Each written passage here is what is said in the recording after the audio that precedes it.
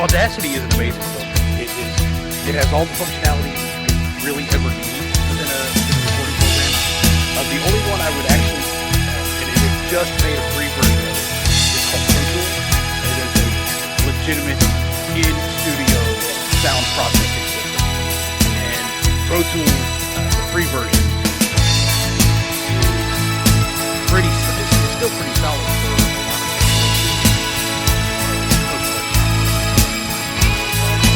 The only reason I'm not using that is because I'm using an older computer and it's resource intensive.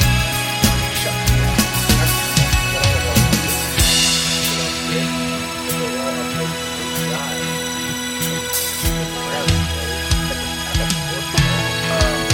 Should be able to record. But you've got to select and play.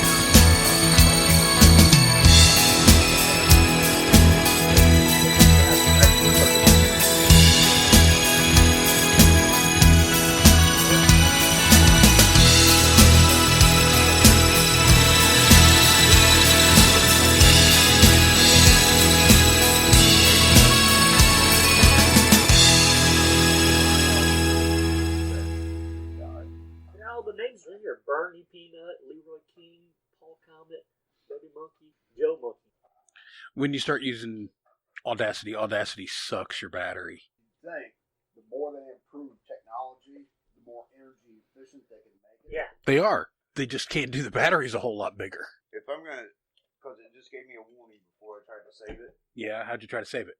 Am I gonna have to save it in their file until I get done editing it, make them MP3 out of it, and then put it on my hard drive? Save it as an AUP file, or an AUD file. I think it might be an AUP file, which is the Audacity file. Which is Save Project As, right? Save Project As, Okay, when yeah. I click that, that's when I got the one.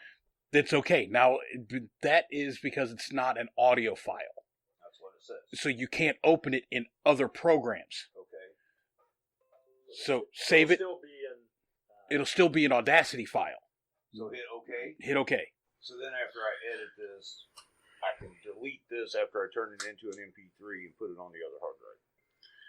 Well, you'll have to export it. You don't just save it. You actually go to File, I saw where it said export on it. and then you'll export it. When you click Export, it gives you MP3, WAV, OGG, and you just export it as an MP3, and it will save the new file. And then when you go to close it, it'll still ask if you want to save this file. It doesn't realize that you've saved the audio out of it that you're trying to save. It's going to ask you if you still want to save the file. If you don't want to save the file, then you just say no. So you get a decent amount of people listening? We've had 750 downloads on 58 or 57 shows in the last year and a half. That's cool. It's not where we grow, you know? It's not where we need to be to actually start making money. We've made like $3. That's why I never monetized my YouTube channel. We're breaking into big bucks. When you get over like 1,000 subscribers on YouTube, I have 450, I think. It's because I stopped it. I haven't probably uploaded a video in 4 years, probably. But I had to drink while I was showing my comic books, and I was like, I got to get away from drinking. Oh my god, dude! We welcome to the Kitchen Conversations version of our own little corner of the geekdom. Hey, there you go. I got 15,000 comics, man. You and I are gonna have to talk Yeah. because You see my room, shouldn't he? Oh my god! I have another show that we haven't done since quarantine started. Yeah. Lots of different reasons, just piled on top of each other, partly because of quarantine. Called Our Own Little Corner of the Geekdom, and it's me and a buddy, and all we talk. Comics, fucking old stuff. Figure he's got every Old kind of Star Wars You're too. probably too young to remember Mego. He probably remember Mego. figures, Star Wars ships, all that shit is in his room. 8-inch dolls. They had like Spider-Man, Batman. They all had that cloth clothes that came off. Oh yeah. Okay. His bedroom looks like a Star Wars museum. Oh yeah, definitely, definitely. Well, you cannot see anything on his wall. You cannot see his walls. no. Is this your bedroom or like your like man cave room? No, it's my bedroom. My wife doesn't sleep with me, so I was like, I'm turning this into like. Well, the reason I did it is because for my YouTube channel, so there was stuff in the background. So, and it just, I didn't you'd just be locked in one place. So I would turn the table the next direction for the next video, so there'd be more stuff behind me. So I don't know how big they thought my house was. Yeah, that was the company. This company is actually back. They died in '82 because they didn't get the Star Wars figure license. Star Wars went to them and said, "Hey, we want someone to make our toys." And this is before anyone knew Star Wars was going to be big. And Kenner took it. Well, they didn't a lot of say people yes, they didn't say yes because their bigwig was out of the country. Mm-hmm. And then Kenner said, "Yeah, we'll do it." If you ever get on Netflix, The Toys That Made Us, I love that. and then also on YouTube, Toy Galaxy. Yeah, I don't know that one. He's got, I think he's got like 2 or 3 million followers, Really? and he talks about shit like this. Like the last one, he did a 15-minute episode on Mask, Mobile Armored Strike Command from back in the day. I never had any of those. I did. Those were really Those cool. were awesome. You know, and he talks about stuff. He talks about that. He did Visionaries. Remember the Visionary? Oh, yeah. But anything that had a toy line, you know, in the 80s particularly, What a was cartoon was just a marketing ploy for the toy line. Yeah, that's they talked about that on Yeah. with the He-Man one. It's just Well, He-Man, they came they're to... like, how can we push the toy? Oh, we'll make a cartoon. So it's like the toy came first. Right. You know, it's Yeah. just like, yeah. Well, no, He-Man was opposite. They went to him with this idea for a show, and they're like, well, how are we going to push the show? And it's like, we can make toys. I thought it was the opposite because they put a comic book inside it to push it, and then Well, maybe like, well, we need a cartoon. maybe it's not He-Man I'm thinking of. There was one of them that came, Yeah. and it's like, well, we got this great idea for a cartoon show, and it's like, well, where's the toy for it? Remember all the things Oh, that it's came- on the way. Thundercats, Sectars, dude, the Sectars. Yes, That he's was done. awesome. They've done shows Yeah, on the that. Spider, it was, you know, they had spiders and dragonflies, but it was a glove the kid put on. So it looked like, and then you had the figure that sat on top. Oh, it's badass, man. We're gonna christen him. We're gonna give him a name, just to be an honorary monkey for Rock and Roll Monkeys. My persona, so Yeah, I think we ought to call him Beer Monkey. there you go. Beer Monkey. Beer Monkey's in the house. What's the difference between beer nuts and deer nuts? Beer nuts are $2.50. Deer nuts under $1. So, what's the difference between beer monkeys and deer monkeys? I don't know how that works out in the end. By the way, I had a 3-hour conversation with your brother on Sunday. Oh, really? Cool. Yeah, I think maybe it was Saturday. It was one day over the weekend. Yeah. And he called me. We got to talking about shit that we didn't. He was talking about running around the neighborhood in ninja outfits and shit. Oh, dude, I love that, dude. I've still got a ninja suit. No But shit. I only have one boot, so I don't know what the boot is. You The can't have it. barefooted I ninja. know. Can't have it. One you lost going over the fence when the dog was chasing. Probably. We were in Chinatown. My wife's Chinese, and we go to Chicago to visit her mom and dad. There's a store there that has swords and ninja suits and Chinese stars behind the counter. You have to ask for them. So I buy 1 or 2 and I have to bring them back to Indiana illegally because they're illegal here. Really? So I go, yeah. I did not know that. Try going on eBay and buying actual metal ones. You can't do it. They're all The stars themselves, not Chinese the stars. Yeah. So the shurikens. yeah, yes. So, but there was a pair of tabby boots, and I was like, oh, I want to get me some. My wife's like, you're never gonna wear those, and I'm like, Yeah, I will. Yeah, I will. I'm like, I don't know where. Just walk around the house in them, I guess. Yeah, I will. You didn't stay in the house when you wore them before. I'm surprised you never wore those buckers to school. I swear to God. I had a friend in high school who wore his tabby shoes to school. His tabby boots to school. We have an occasional guest. Hello, Mr. President. How are you today? Hey there, Bubba J. How y'all doing? I hear you got a special guest in the house. How's that going? Yeah, well, we got to get started, but it's going good so far. Good. Thank you. I'm looking forward to hearing the rest of this. I'll have a good day now. All right, thank you, Mr. President. I'll be in the hall if you want to hear from me. Oh, you got to tell him about Monica real quick. I did not have sexual I was relations like- with that woman. I was like, which president is he doing? That sounds like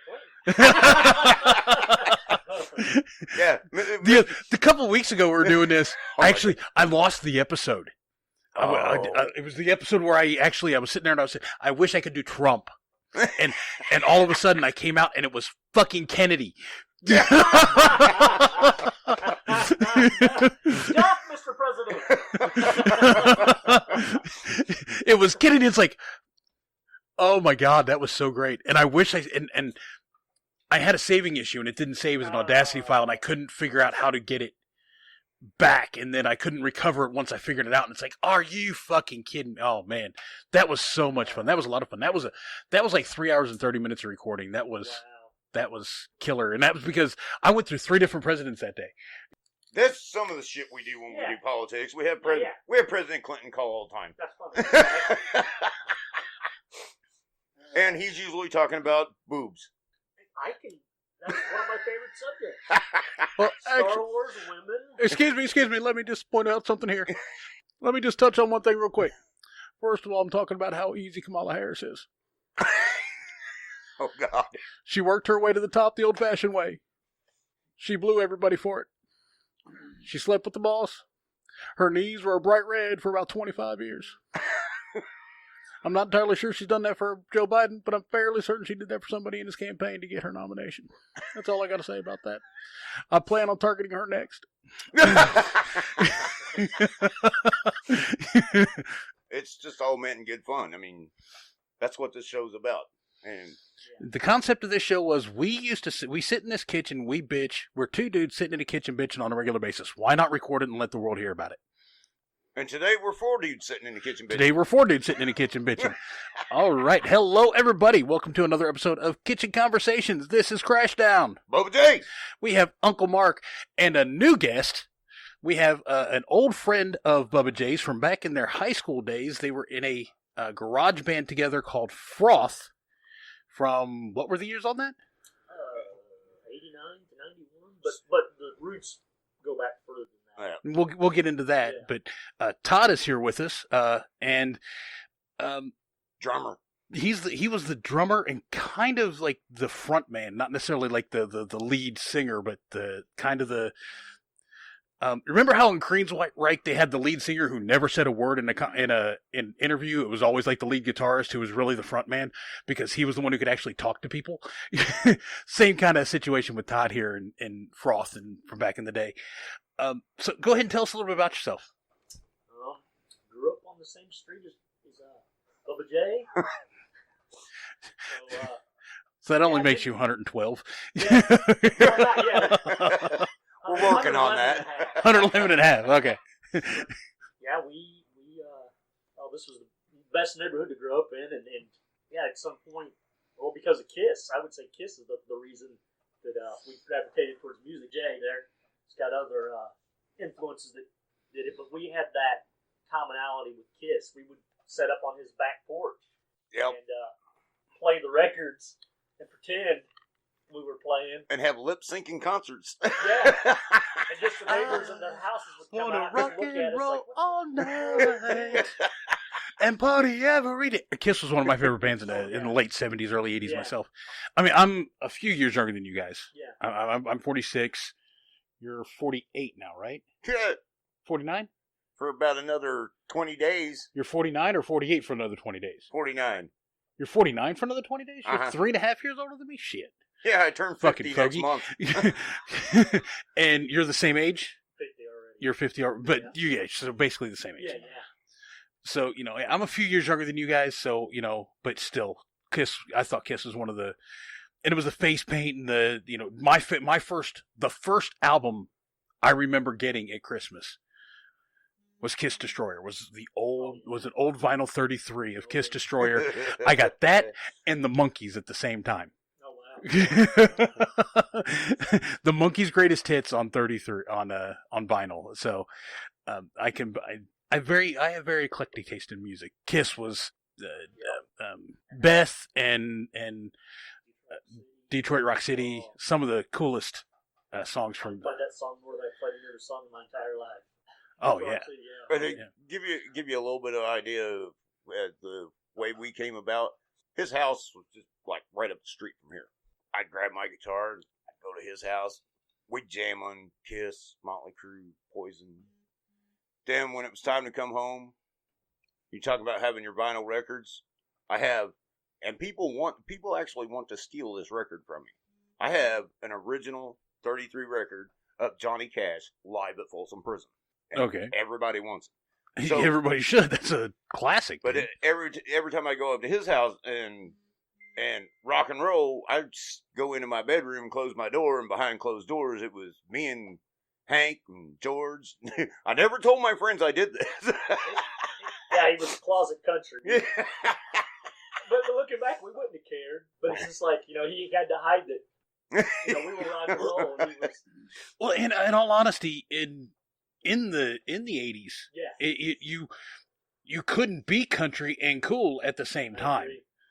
And Barbara Mandrell said that. I was country when country wasn't cool. Yeah. But you couldn't be country and cool at the same time. And I mean, I didn't discover country until probably right before I graduated, which was 93. So probably 91, 92. And that was when Garth Brooks and George Strait was hitting hard, and John Michael Montgomery and all those kind of crossed over into a little bit of pop, into the pop arena, which, is where you got the most eclectic mix of music, was like on WZPL at the time, 99.5 here locally. You picked up a couple of these country singers and realized that they have some good music. They have some really good songs. I actually got brought in through Garth Brooks, so he did a lot for country music, bringing people in. And the thing is, I hung out with the guy, and I introduced him to Kiss and my favorite band, Sabotage, and he's like, "You gotta listen to some Garth Brooks." I'm like, "No, I don't." And then you realized, yes, I do. what happened is, and this is sad, but eventually he ended up killing himself. And I was like, man. And I played a Sabotage song at his funeral. That's what he wanted. And I was like, you know what? I owe it to him to go and listen to some Garth Brooks now. Which is sad. It took me to do that, him dying. And I was like, I love this. And then, you start checking out more things. And then no one told me that country girls were hot.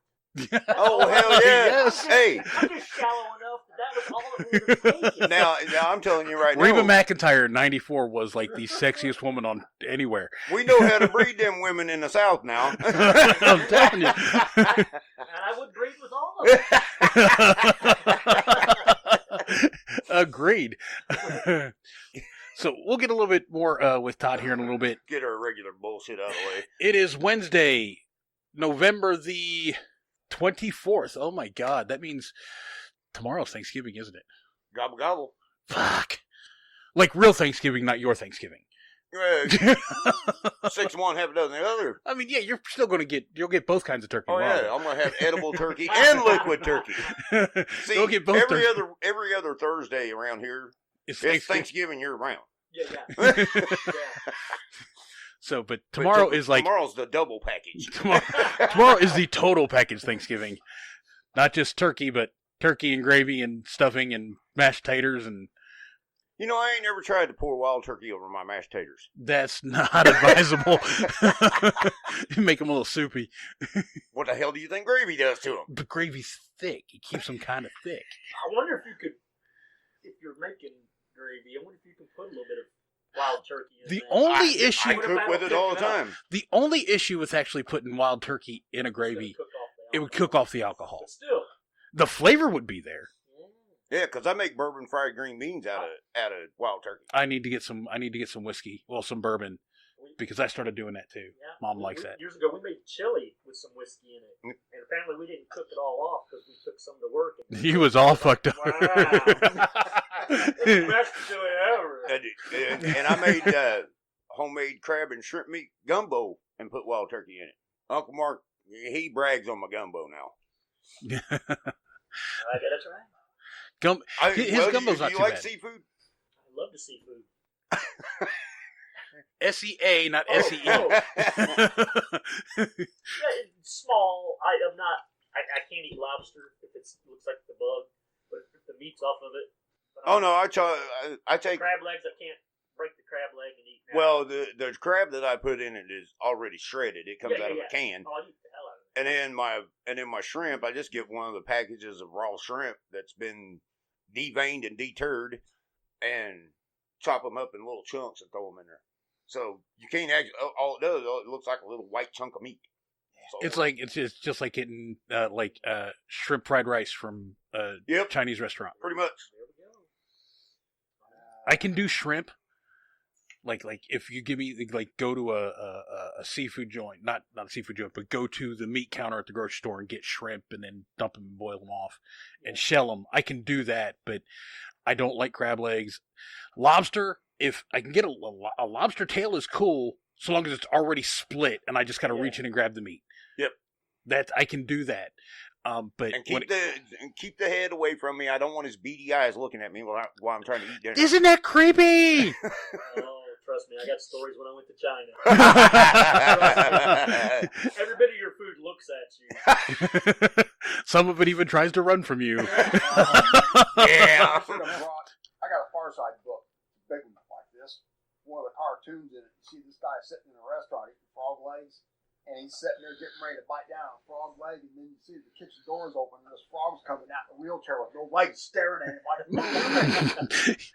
oh man! Let's get this knocked out real quick so we can get back to this. So yeah, and well, with it being Wednesday, and unfortunately these other guys aren't involved in this, we bowled on Tuesday morning. Yay! I beat you. I know that. I took all 8 points from you. No, nobody on our team bowled worth a damn yesterday. Except for Giraffe. Yeah. Giraffe threw a couple of really good, really solid, and I got no practice, and I still beat him. Well, here you go. Here's the kicker. Giraffe was in his own world yesterday. He shot 215 the first game. Mm-hmm. Second highest scorer on our team was Scooter with a 137. Scooter goes 137. The show goes 134. He only shot 134. Oh, wow. First game. And I back him up with a 129, man. We were just stroking the hell out of him.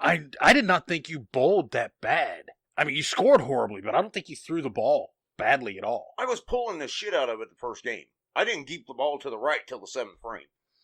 But I don't remember, no, now that I think about it, the ladies made comment that you guys had 15 splits in the first game as a team. And Madam President, I heard her 4 times yesterday. Everybody down, and I had 2 in the first 2 games. Here's my thing. What? You didn't win, but how many lanes were you seeing? Because was Wild Turkey involved? No, I don't drink turkey when I go to the bowling alley. I was gonna say. He has to drive. He can't. Oh. He can drink an entire case of beer and drive for days, Yeah. but then he gets 3 or 4 shots of Wild Turkey and he starts stumbling. Which is why I shut him down last week and didn't let him drink anymore when we started, because he had to go bowl with me. Oh, yeah. Yeah, that is right. And actually, I didn't do that bad last week. No, last Wednesday night you actually did pretty well. But Thursday, problem is, last Wednesday, I start first game, not bowling great. I need to be able to mark in the 10th frame to win the game, 7-10 split in the pocket. Yep. Second game, same thing. Fucked up thing is Thursday. Oh, shit. Second game, first ball 10th frame, 7-10 split. Third game, 7-10 split, first ball 10th frame. On the front 9. Ooh, shit. Yeah, I was pissed. I literally threw my I threw my spare ball down lane overhand. I don't know if you get the bowling terminology or not, but the front 9 means he had the first 9 strikes in a row, got the 10th frame, left 7-10 split. Now it shouldn't have pissed me off because that was a great comeback. I'd shot 160s the first 2 games. Man. I was clean, but I wasn't carrying anything. I made a ball change and just all of a sudden just started whacking them. It was like fucking whack-a-mole. And oh, dude, but it's like they never went down. You got to hit the same one over and over again. It was jammed or some shit. That first game yesterday, I should have referred to what you talk about all the time. The way the first game was going, I should have just stuck my dick in the thumb hole and just Elvised it down there. That's what you're doing wrong. I wonder you lost.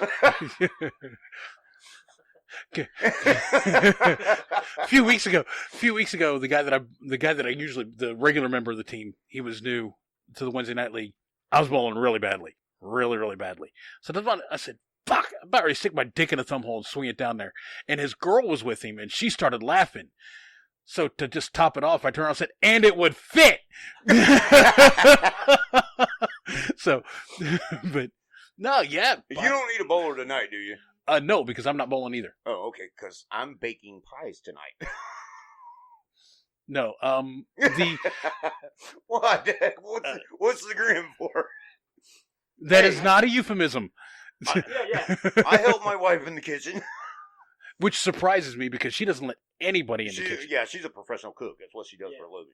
No, Marine's coming back tonight to the Wednesday Night League. Oh, So okay. on Wednesday nights, I wasn't supposed to bowl, but the guy that originally bowled the week before we started league, he fell off a 20-foot ladder and landed on his hand. Ow. On his right hand. Oh. And there were 7 plates and 24 screws holding his hand together after he got done. Damn. And this was how long? 2 months ago, 3 months ago now. Yeah. And he's already ready to come back. And extremely high pain threshold. He was a Marine, for Christ's sake. I mean, Like I said, I wanted to go through this real quick. Jump over to the NFL real quick. sure. What's going on? Colts, even though they almost, which I have never seen this in a professional football game, especially when you're ranked the number 1 defense in the league, on their last possession, trying to run the clock out to win the game, 5 offensive holding penalties in a row. Now, did they show the holds? Yes. Or And even the commentators said, I don't see much there. they were trying to. I'm telling They you. were trying to give that game to Aaron Rodgers, Yeah. and it didn't work. Well, here's the thing. We are on top of our own division. Yep. We're still tied with Tennessee because they won But over we're- the weekend. but But we're we still- have the tiebreaker. We have the tiebreaker, so we're still on top of the AFC South, but we're also the best team in the NFC North. Vikings, Lions, Green Bay, and the Bears. We beat them all. Yep. This year. Yep. So. And the thing of it is, huge game coming up Sunday at Lucas Oil. Because Colts versus Titans. are you much into? I love football, but I hate Phillip Rivers, and I refuse to watch him. Look at what he did, right? He was leaving the stadium years ago when we played him, and he flipped off the crowd as he was going out. He never apologized that I know of. I find that hard to believe because the guy doesn't even cuss. Really, supposedly he flipped everybody off. Huh. Like, The guy doesn't cuss. I mean, when they he uses sign language. but I mean, in an interview, he's sitting there and he's really excited. He says, "It's going to be a heckin' good time," and it's like that was the meme for 3 months when we first signed him. It's like heckin', what the hell is heckin'? It's not quite fucking, but it's there.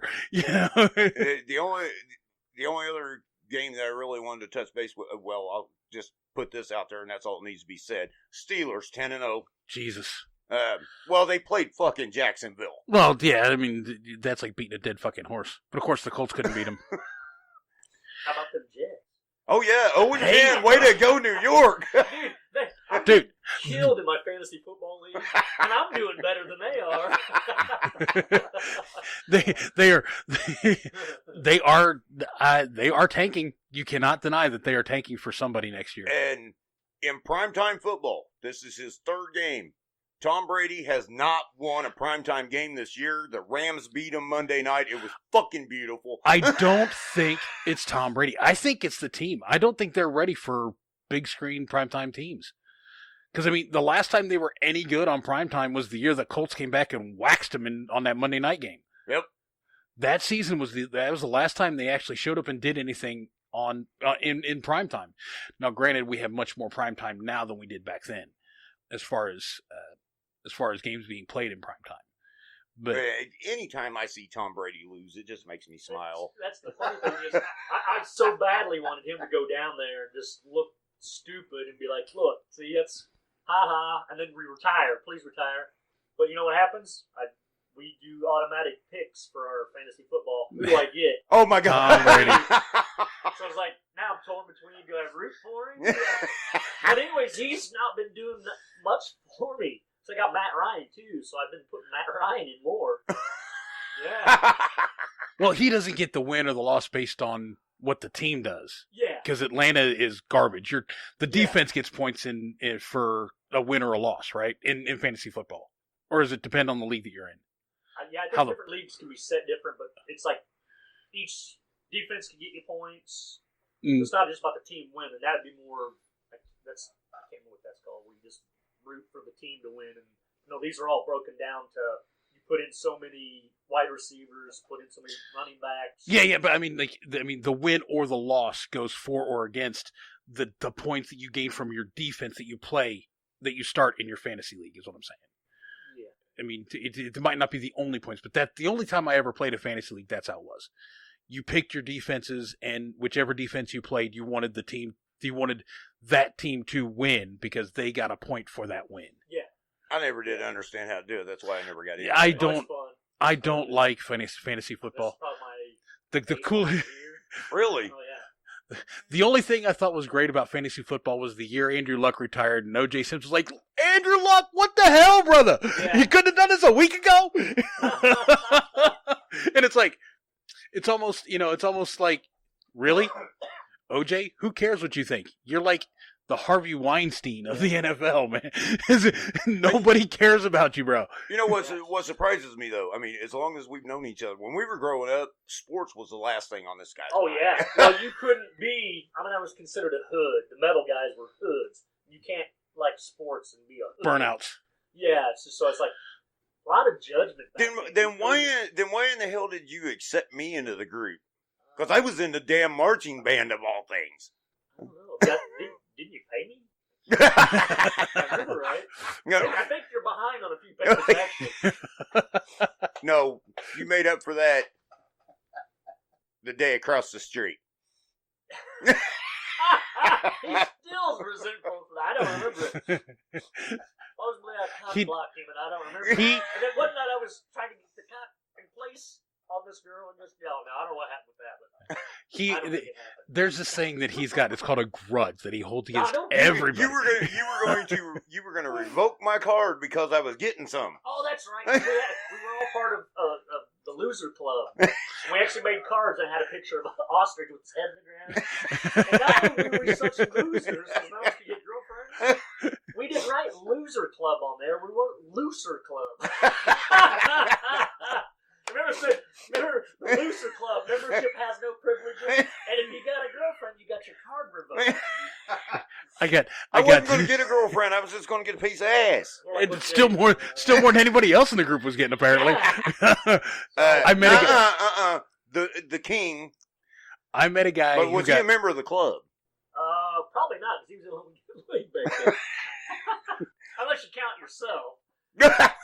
Well, if you count yourself, you actually get it 6 times a night. Rosie Palmer and her 5 sisters. Yeah. So that'd be all I did it once. So, look, I'm on vacation right now from work, man. What else I got to do? But back in about 15 years ago, I met a guy. He had this tattoo, and it wasn't an old tattoo, because you know how you can tell with a tattoo sometimes when they get old, they get faded and whatnot. Well, this wasn't that old of a tattoo. It was still really bright. And I looked at it and I said, dude, that's not what you wanted to, that's not what that tattoo was supposed to say. He said, it's born to lose. I said, that's loose, bro. Wow.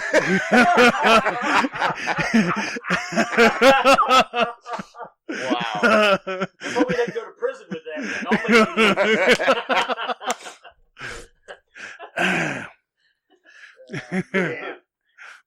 But where's Giraffe when we need him? Jesus. After that comment, we need to do our rendition of Prison Bitch. Yeah, she's my prison bitch. She's my prison bitch. I don't remember. I remember the song, but I don't remember it. You know what I mean? And Giraffe sings the high part. Oh my God! I posted something on Facebook the other day that said, "They always say love will find you when you least expect it." I said, "God, I hope I'm not in prison." Hey, last thing I'm going to say about sports is I got one other thing. Okay, but tonight's the night. NCAA basketball returns. Cats are on 6 o'clock, Morehead State on the SEC Network. Go Big Blue Nation. We are back. Tyson we're paying for it. Like Mike Tyson? Tyson's fighting. I did that one time. Roy Jones Jr. Oh, really? Yeah. I'm fairly certain Mike Tyson will get his ass kicked. They're both close to the same age. It's But Evan Jones has been in the game for the last 20 years, where Tyson hasn't. Pay per view. We already paid me and my buddy, so I'm not saying I don't think it's going to be a quick out, but I think 2-minute rounds. I can't remember 8 2-minute rounds. Oh, so it's not a regulation fight then. No. Now I did this one time when I was married to my ex-wife. I bought food, beer, had a big old party set up on my front deck, because you remember the deck on the old trailer, it was huge. Got a Tommy Morrison pay-per-view fight. Paid like $90 for this fight. People come over, got the food going, turned the fight on. 30 seconds. 30 fucking seconds, it was a knockout. And I was like, son of a bitch. Yeah. Tommy Gunn, or Tommy Morrison, wasn't he the guy that like knocked people out with body shots? He could. I mean, Did he end up with AIDS too? I don't know if it was he ended AIDS. up with some sort of. I don't know if it was AIDS or Parkinson's. Well, I'm pretty sure it was AIDS. It was some sort of sexually transmitted disease that affected either the nervous system or the immune system, and he was outed. I ousted. would have loved to have seen him and Tyson in the fucking ring. I think he was big enough for Tyson. Are you kidding me? He was huge. He would just Was he a heavyweight? Yes, he Yeah, he was. was. He was a heavyweight. I remember that, but he didn't. He was huge, but he was also like 4 inches smaller. I mean, it was relative. I mean, you looked at him and he was like 5'9" and only had like a 23 or a 28 or 29 inch reach, whereas Mike Tyson has him by 2 or 3 inches in height and has him by like 4 or 5 in reach. So, because Mike Tyson's got gorilla arms, dude. Yeah, but the point I'm getting at is okay. I mean, And I don't even like boxing. If I Morrison, love boxing. if Morrison was able to bide his time, Oh, and get inside on him. all you have to do is connect. Well, you see, that's the one thing. Mike And Tyson he would inflict pain. when Mike Tyson lost the belt to Buster Douglas, that's what Buster Douglas did. He got him out of the first 3 rounds and it was over. Tyson had no wind. Yeah, and I don't like boxing, but I know this shit. Yeah. But he had no wind. He couldn't last.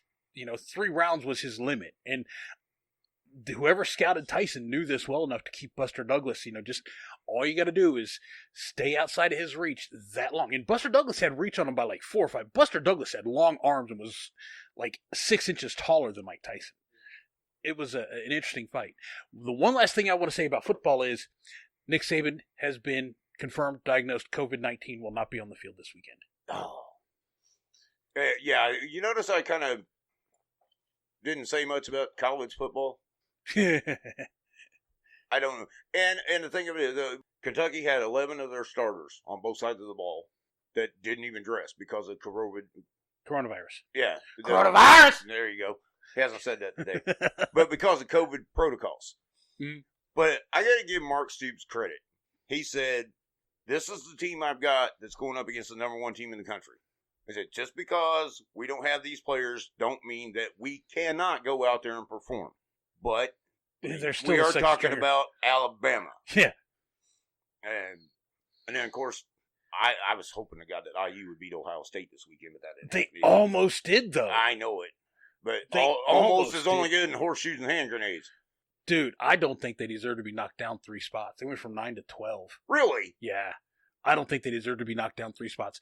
After playing that tight of a game coming into the end against Ohio Especially State. on the road in Yeah. Ohio State.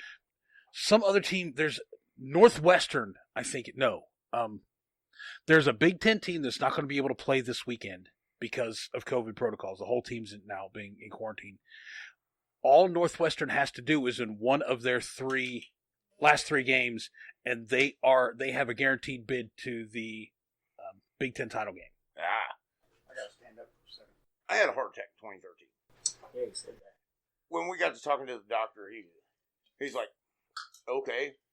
He said, what's your habits? I said, well, I drink 10 to 12 beers a day and about a gallon of whiskey every 2 weeks. And you function? Yeah, quite well, as a matter of fact. He said, well, we need to talk about your diet. And I said, all right.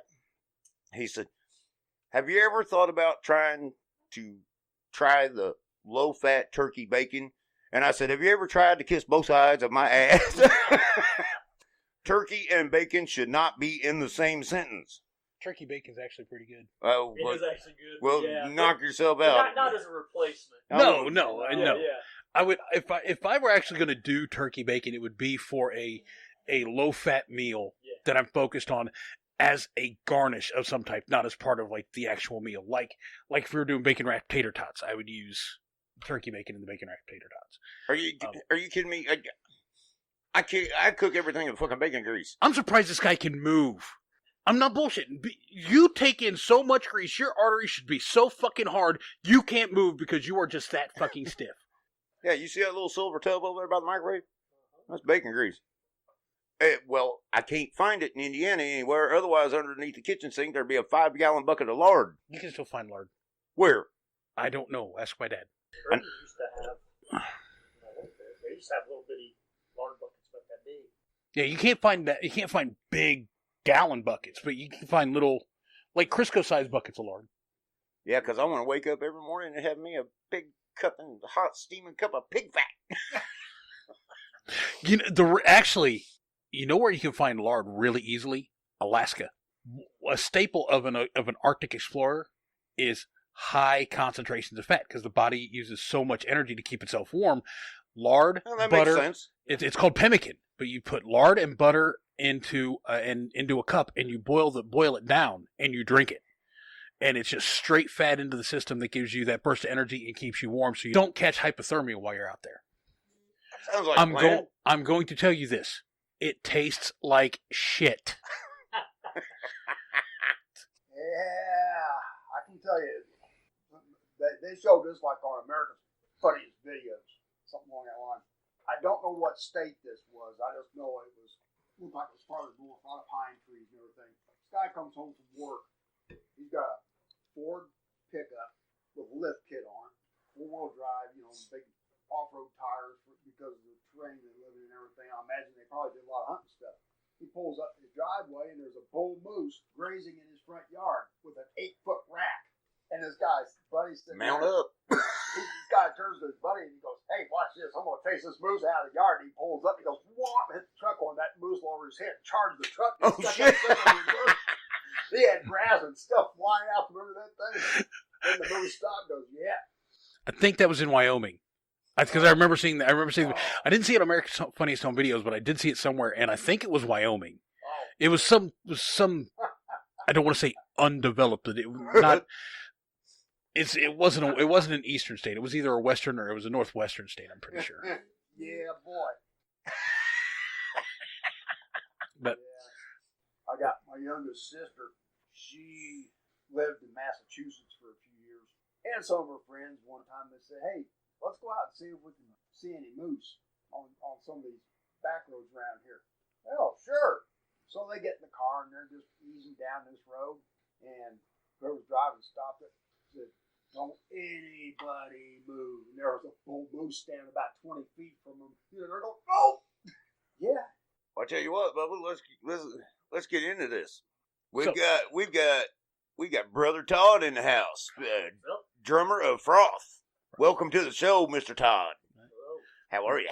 so, just to clarify, what kind of music did you guys play? Was it more along the lines of something akin to Kiss and Motley Crue and all that, or was it something a little bit harder or something a little bit softer?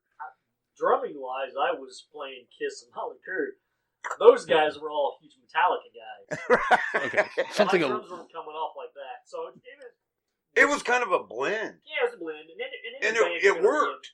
Yeah, so it's like I wasn't into the super Heavy metal. Yeah, I mean I love metal, but I wasn't trying to play like Lars Ulrich. I didn't want to have to. Hell, you're the one that got me listening to Anthrax. Come on. Yeah, well, that stuff was great, but that's not the way I wanted the band to sound. So my drumming, I don't want to say it was simple, but I was a little more solid. I didn't really, keep the beat.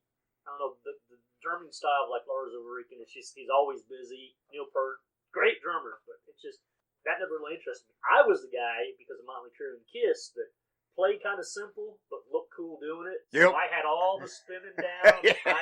Oh, yeah. So that was my big thing. Why was I? Because I was worried about the girls in the audience. So you had to be the guy that looked cool. Yeah. I wouldn't necessarily Because try to it's really, impress the musicians. I wasn't trying to impress the girls. as the drummer, you don't get seen. Yeah, Guitarists, lead singers, they get seen. Holding his hand up in the air, Oh. beating the snare, twirling his stick. Oh, well, I would climb up on top of my bass drums too. So I was, yeah. So did you guys end up actually getting a lot of gigs, doing a lot of shows, or was it just really? We practiced and practiced and practiced every day, and all we ever got to play out, because we kept losing singers, we got to play somebody's wedding, and we played, there was another thing we did, and I'm trying to think what the other one was, but for the most part, Froth never got to take off like it could have, but we hung out with all the guys in town that were in the bands that played at the Ritz, and I roadied for those guys, and they would come over and listen to our practice, and we're like, oh man, you guys are the rock stars, we're just, this little band that, we pretty much learned to play playing Froth songs because we weren't, we were new. So then we started playing Metallica songs and, God of Thunder by Kiss. So we added in those kind of songs, but these guys came over and they were actually impressed with us, and we're like, why? You guys are the, So, but the band after Froth is where I got, a little more experience jamming, So yeah, Froth. That's what sucks because the best years were ahead of us, and it ended too soon. So it's just like, yeah. Plus the guitar player was an asshole. So we used to sit around his bedroom. We'd sit around his bedroom, and we're sitting there reminiscing. Well, yeah, we've got our instruments. We'd rattle off something here or there. And then back in the day, I don't know if it's still on the air or not, but VH1 had this show, Where Are They Now? Mm-hmm. Well, I mentioned it to Todd one day when we got back in touch a few years ago. I said, we ought to do one of those because we had the music, we had the fun, we had the drinking, never got the chicks, and where the fuck is the money? But you know what was funny, though, because we rented in Mooresville, they had that shelter insurance right across the movie theater. So we'd be in there practicing because literally, we practiced every day. And it's just like, that was our life. But, I learned to play that way because every day, that's why I said we got pretty good, I think. I remember nights down there. 12-pack of beer. You don't get home till 3, 4 o'clock in the morning. Yeah. Sometimes even fucking daylight. All of our friends would be down there, and after Froth would practice, then everyone else would do the rock and roll monkey stuff. Yep. And but I remember opening the door. I got to go outside and buy a Coke. There's a Coke machine, and there'd be 10, 15 people standing out front. Yeah. And we'd they're like, "What are you doing? You guys?" We're like, "Yeah, we're jamming, practicing." Can we see? So we let these people in. They'd come over. They'd hear us from the movie theater across the parking lot, and they'd come in. And I remember I had a handful of broken drumsticks, and there was this kid standing there, and I was like, "Hey man, will you throw these in the trash can?" He goes, "I would throw them away. Can I have them?" I was like, so I was like, "You made us sign them?" So they signed these broken sticks for these kids. I'd love to know who's still holding on to those. Right. I wonder. But I'd have people in Mooresville be like, "You're Todd Paul. You played drums," and I'd have no clue who they were. But in town, if you played music and you were in a band, you were known. And it's just like it was a cool feeling. But it's just like, once again, where's the money and the ladies from this? Yeah, and the most famous thing I'm known for in this town, and it was music that we put together. Biffs. Oh my God, people to this day still know me for that fucking song. Oh my God. We need to do.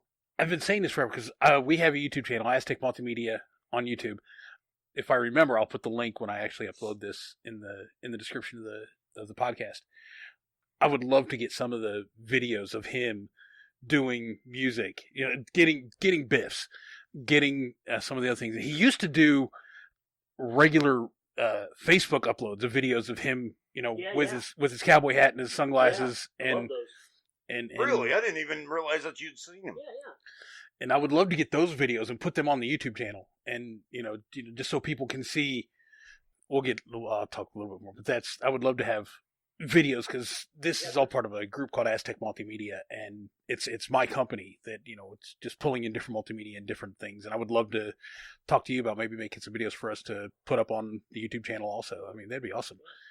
I've got a YouTube channel too, so it's got the Froth Stuck in the Madman video on there. Does it? Yeah.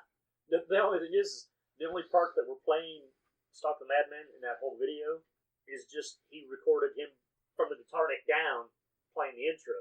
Oh, the rest of it's all old footage spliced in. Okay. So it's like, man, we are young. So yeah. Now I ain't saying anything bad about you at all, so don't take it this way. I saw an older picture you posted on Facebook a few years back. It was a picture with you with no shirt on behind your drum set, and you weren't no bigger around than a beer can. Oh, dude, That was an old picture. But you could see the muscle I was developing from playing drums. Yeah. That's how scrawny I was. Yeah, fattened up after that. Didn't we all? Yeah. Well, I'm losing it now that I've mostly stopped drinking. I don't want to say stop drinking. I've had 3 good buzzes this week. Yeah, well, you're on vacation, yeah, so. Exactly. Well, he actually bought me a pint of wild turkey the other day when I went over to his house to jam, and I was convinced because he said he'd been backing off on his drinking. I said, yeah, he's going to get buzzed and his wife's going to come home. I know who she's going to blame. I'm a bad influence everywhere I go. Yes, you are. I would have just said, I broke my asthma inhaler. that happened.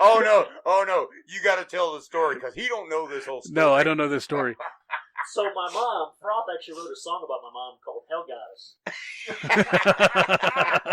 Because my mom was pretty mean, was she not? She could be. Oh, and Jerry wasn't allowed to really. It was later before you got to come and spend the night with me. The night I got to spend the night with you that night, my mother, which was the strickler in this house, she was in Virginia with my aunt and my grandmother. And my dad was here, and Dad said, I don't care, you just going up the street? I said, yeah. And he, all right, I'll see you in the morning. Yeah. Remember we would sit at a tire. Yeah, big old tractor tire. On the side of my house, and we'd sit there, and we'd have the girls from the neighborhood come over. We'd try our best, to no avail. And fail, of course. But, go back to the looser club. Yeah. Looser. Keeping that looser club card in your wallet, make sure. But, so Jerry comes over and we're drinking, and so then now we got to go back in the house. And my mom was always on top of, you come in late, and it's just like, so she's right there waiting for me. But we're in my bedroom. I don't know what we were drinking. Probably Mad Dog. Oh my God! Remember that? That we got from the Night Owl. Yeah. And my mom opens the door to see what I'm doing, and she starts bitching at me about something. And she says, "This room smells like a goddamn brewery." And I said, "I broke my asthma inhaler. That's what you're smelling."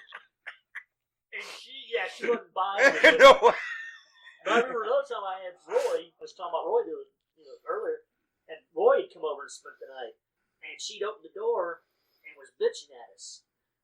And we were probably high. Don't do that now, but back then, every once in a while I did.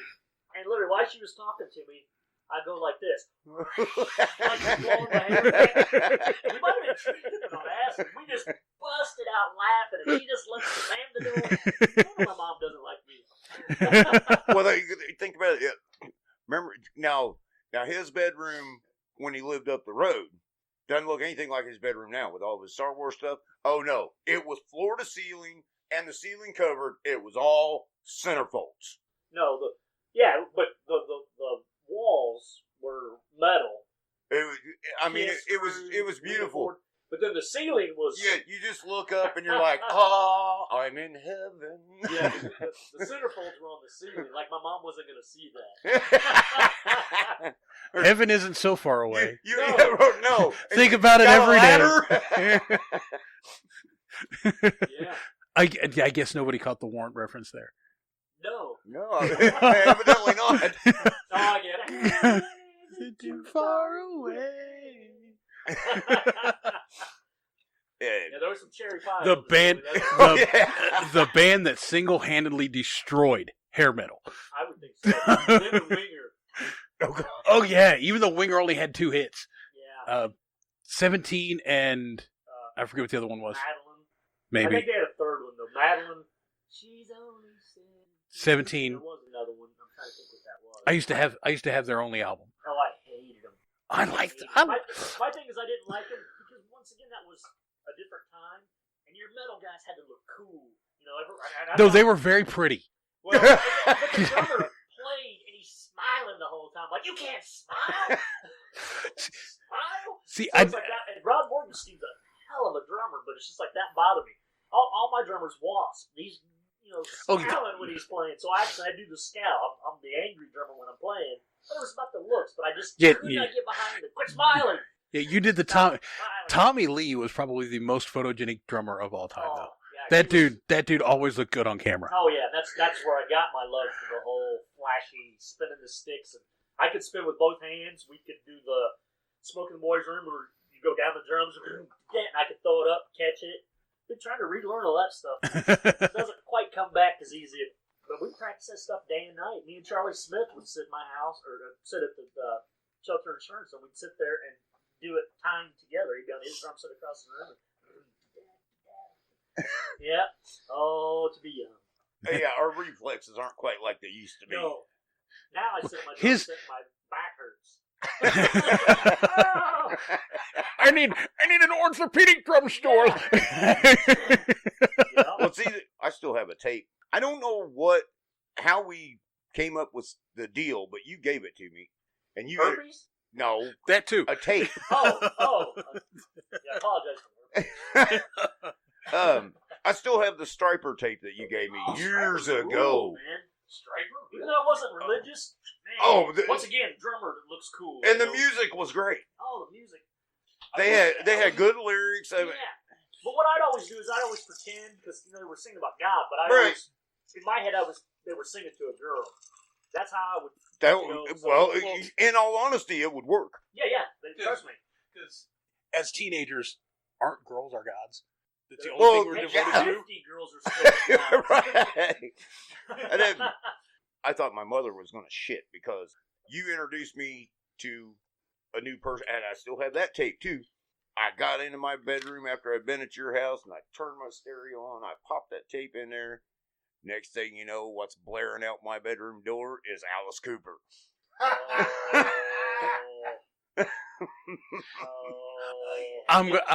Oh yeah. Remember a few years ago when Motley Crue came through, was up at what used to be Deer Creek Yes. in Clips, and on their farewell tour, Yeah. Someone had to give away tickets. you had to give away tickets to that. Well, there was one of the shows where they came and played Deer Creek. They had to give away tickets at some point because there wasn't going to be enough people there. So it's just like Well, started giving them away. That might have been Oh, it, but hell. it was a great show, and Alice Cooper opened for him. Yeah. And the only issue I had with the Alice Cooper set was he didn't bring out a snake, and I think it had to do with animal cruelty laws in the state of Indiana. Oh, probably. Yeah. I got lucky enough to see him, and I actually used to live in Arizona and went to his bar in Phoenix. Oh, wow. So Yeah, he makes hot sauce now, too. I'm a big Yeah. hot sauce guy. So, Oh yeah, they're all named like Welcome to Your Nightmare. that's for his songs and Yeah. songs and albums. So- check out some of his videos where he does some of those hot challenges. Oh, yeah. I have seen him literally crying on the internet. The hottest one so far is the one chip challenge, man. Now you were doing some kind of challenge. I don't remember which one it was, and I can't remember who it was with you. But you lasted longer. Whoever was there with you, I thought they were dying, and I can't remember who it was. I've done most challenges, but was he a big guy? About my size. Okay, no. I do them with my buddy Jason sometimes, and usually he has a higher tolerance than I do. I'm not gonna lie, I would lose every time. I'm I'm eating the hottest stuff there is. I mean, Have you ever and seen I it? love it, and it's just like I'm miserable. And people are like, "Why would you do it?" But here's the thing: people don't understand. Pepperheads, when we do that, yeah, we're miserable. But what happens is your body goes into shock, and it starts sending out endorphins. So at a certain point, you'll hear, if you ever watch those videos, you'll hear them say, "Oh, there it is." You'll get a buzz. So it's Yeah. literally like a drug. Yeah. So it's like you go through all that pain. The and minute once you said endorphins, I knew exactly where you're going. Yeah, well, it's like the runner's high. Yeah. So it's like, yeah, man. So yeah, that's. Well, have you ever seen videos of a guy named Catfish Cooley? Oh yeah, love him. That motherfucker. Scouting everywhere all the Oh time. my God, he took that one chip challenge, and I don't think these things are that damn hot, and covers it with Louisiana Oh, hot yeah. sauce.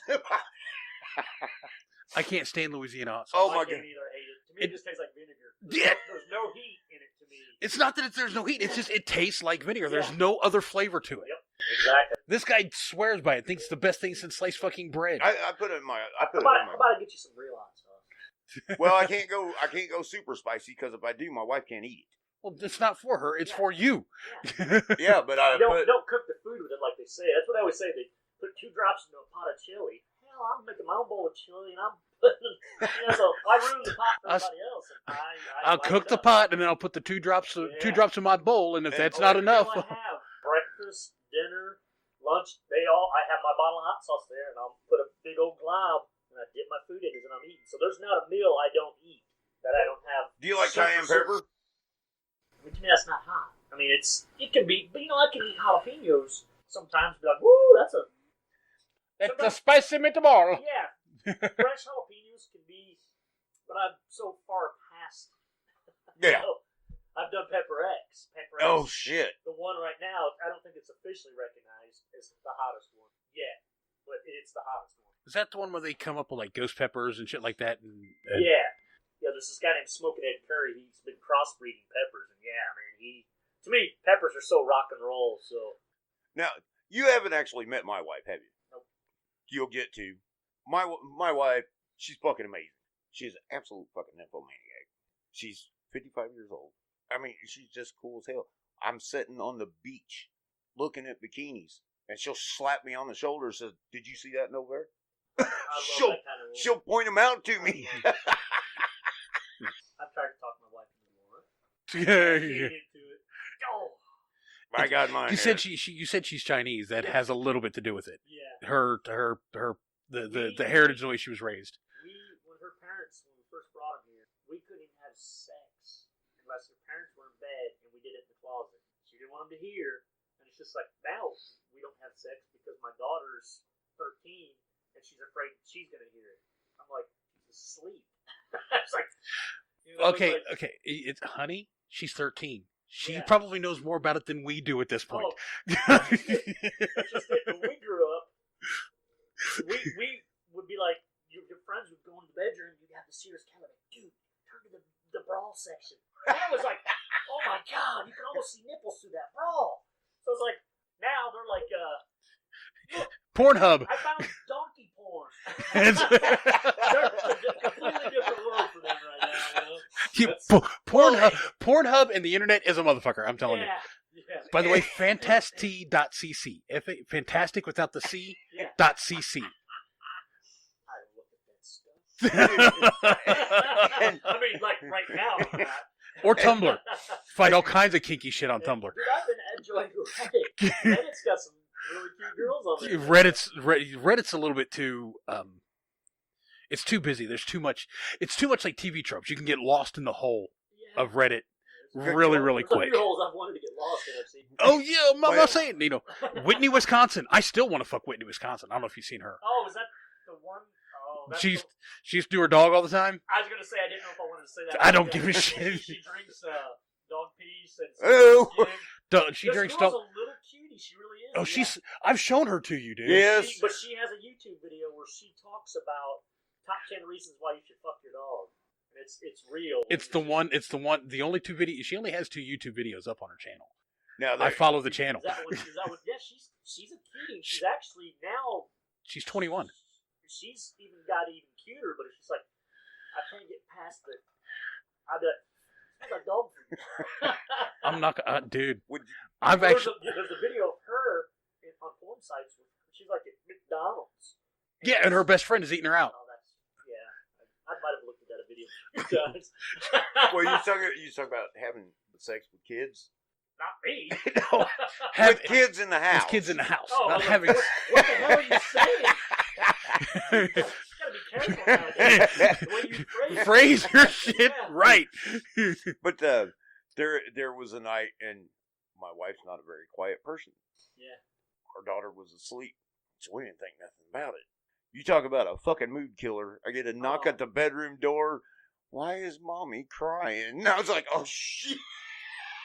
I remember walking in on. My dad wasn't around, but mom had boyfriends. I remember walking in a few times. Oh god. Yeah. Really? And your mom? That'll tear you up. And your mom was a strict bitch. Yeah. And she. Yeah. Yeah. You think she? Are your retinas still burnt? Yeah. That's not something you want to see. Yeah. I don't know. You ever I'm- wanted to see my sister? Who didn't? I did. Well, no. All guys think. Well, okay. Let me rephrase this. Most guys, because on Tumblr you can find a lot of incest, incest porn, a lot of brothers, sisters who are in like long term. Like I ran into one today. He's 36. She's 31. They've been together since she was 13 as a couple. How are they related? Brother and sister. Oh wow! Now, he ain't lying. I mean, everybody that came over to his house thought his sister was attractive. Except for him. I never noticed. Oh, Most guys. damn. That's where I was going with it. Most guys That would've been- don't think their sister is I was attractive. like, my sister. I'm not gonna lie. Yeah. I'm not gonna lie. My mother in the 80s and 90s was one of the hottest MILFs. She was a MILF before MILFs were Fuck MILFs. yeah. My mom was super fucking sexy back in the 80s and 90s.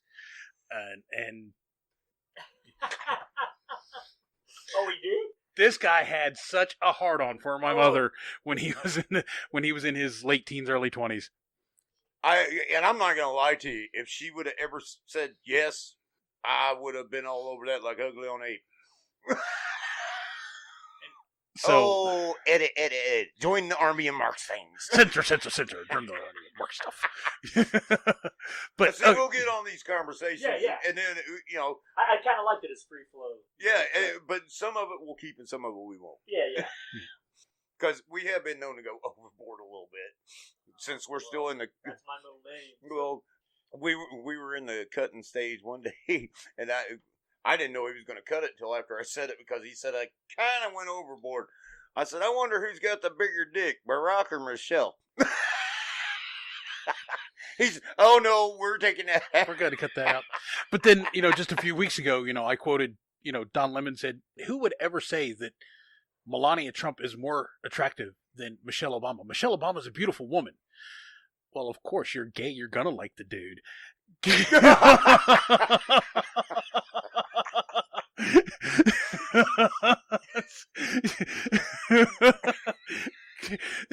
So I don't remember if I cut that particular line or not. Shit. But I wasn't the first one who said it, so I'm okay. I actually think Steven Crowder said that on his show, Louder with Crowder, one night, and it's like, So, oh you my God. like the format? Yeah.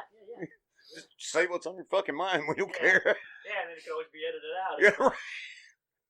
If there's a lot of stuff I've got out dark humor, so there's I'm probably going to say a few things. there's a lot of times that I won't think about it at the time, and as I'm listening back to it during it, it's like, yeah, this has got to go. Let's back up. Where does this start? There's times on my YouTube channel, like I said, I've got like 250 videos. No shit. Oh yeah.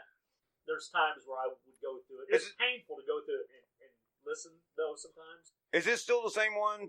It was called Gimpy 204. Right. Now it's just called Great Gimpy's Ghost after he passed away. Oh, okay. So yeah, just go to YouTube, Great Gimpy's Ghost. Yeah. Cool. But yeah, there's times where I would think what I said was fine because I'm drinking while I'm doing this. I would show a few comics, slam a shot, show a few more comics, slam a shot. So I actually turned into a drinking game. People would do the every time I drank, they would do a shot too. So I was told, yeah, me and my friends we use you as a drinking game. If you've got 450 subscribers to your channel, you can do lives. You can go live. Yeah. You can do YouTube lives. Yeah, Okay. yeah, he has. Because every time he goes live, I end up missing it. Well, that's on my Facebook, but my YouTube I used to go live. Once I get me a new laptop, I'll do that, and you start doing the little drinking thing. I'll sit here, watch you on video, and sit there and drink with you. Wonder which one will pass out first. Betting it's gonna be me, even though I could drink, but. Don't say that. I've seen it. He's had whiskey in him, and he's passed out before we finished the show. Are you serious? You passed out on this show? Yeah. That's awesome. Yeah.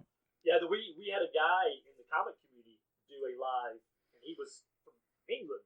So he was like my English brother. He was, he drank while I'm actually, if there's YouTube videos, comic book guys that they'll drink on their show now, and they'll do hot sauce. I was the originator of that. I was the first comic guy who was drinking and doing hot sauce on it. So it's like, I said, that was, I'm before everybody on that. My 2006 when I started eating. Have you ever heard of I don't know what it is, but the guy that I actually do the Geekdom show with? Yeah. On the show, he goes by Still Dark. But he did a YouTube, Facebook feed where they did Storm something. It's a German, and I guess it's really hot and spicy. It's Sturm. I can't. All I hear is hot and spicy. I don't want it. I don't remember exactly what it is. Okay, I'll look. I'll find what it is. I'll find it. I'll talk with him, reach out to him, find out what it is, and I'll let you know. And because there were like 8 or 10 of them that were doing this. He's a nerd. He's like me. He's actually, I guess he's a lot like us. Nothing like him. Well, since you when you was talking to me on the phone yesterday, talking about we aren't on no time frame. We really want to get back into this like we used to be. Yeah.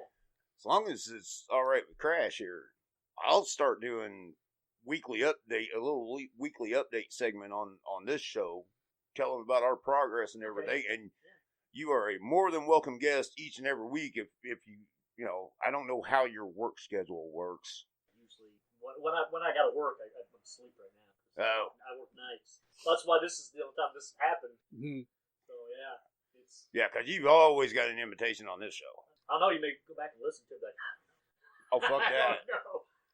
Oh no, you have brought in the last week, because we got together last Thursday. I have been looking forward to this for a fucking week. Yeah. And it's not going any way I actually planned it to go in my head. when I got back from your house last week, I called him, and I'm convinced that Crash here was doing fucking cartwheels in his living room. It would be my office, but yes. But yes. But I think we should play snippets of music too. If we're gonna do some stuff. I think absolutely.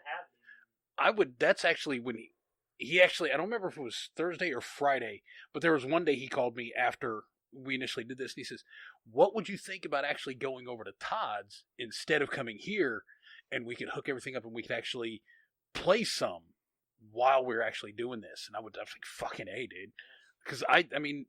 That's one thing that we don't talk about enough that actually connects the two of us is we don't talk enough about music on the show. Yeah. You know, we get off on our political rants, we get off on our sports rants.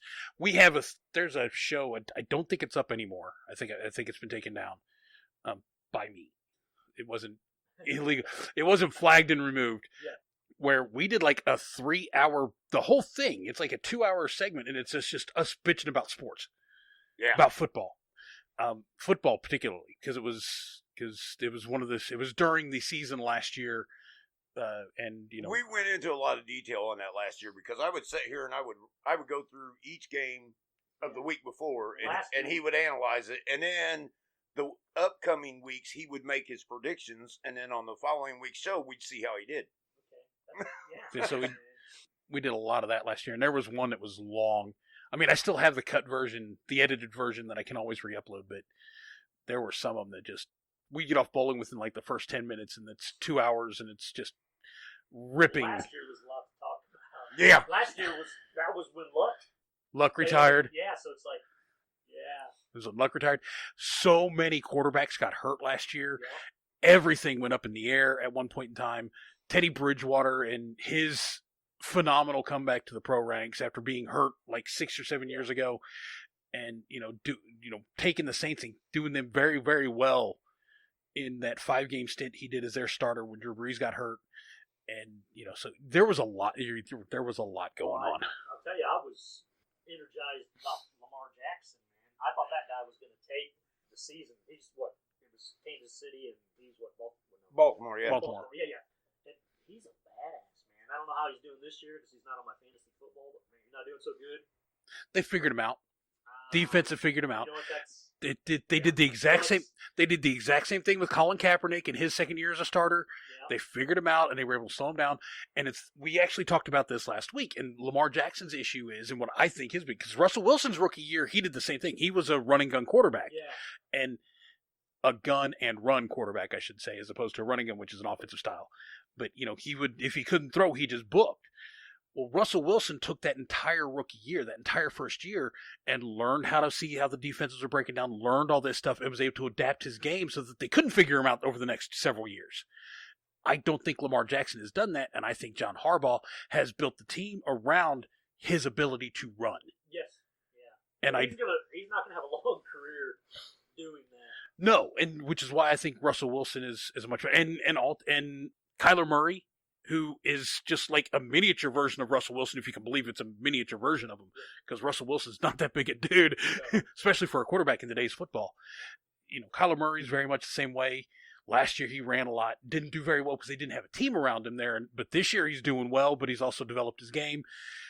I don't think Lamar Jackson has, but Lamar Jackson is a big, muscular power run. I mean, he's not just fast; he's a power run. Oh, he was. I still say that if Andrew Luck hadn't retired last year, he would have been MVP with 50, 50, and probably 5,000. We'll never know. How in the hell did we get back on football? No, this is free flow. it's just how it is. Balls out. But Get back in there, Jimmy. but we well, we'll take a quick commercial break, and Bubba J's gonna go get another beer. You got to throw a commercial in there where I say we take a commercial break.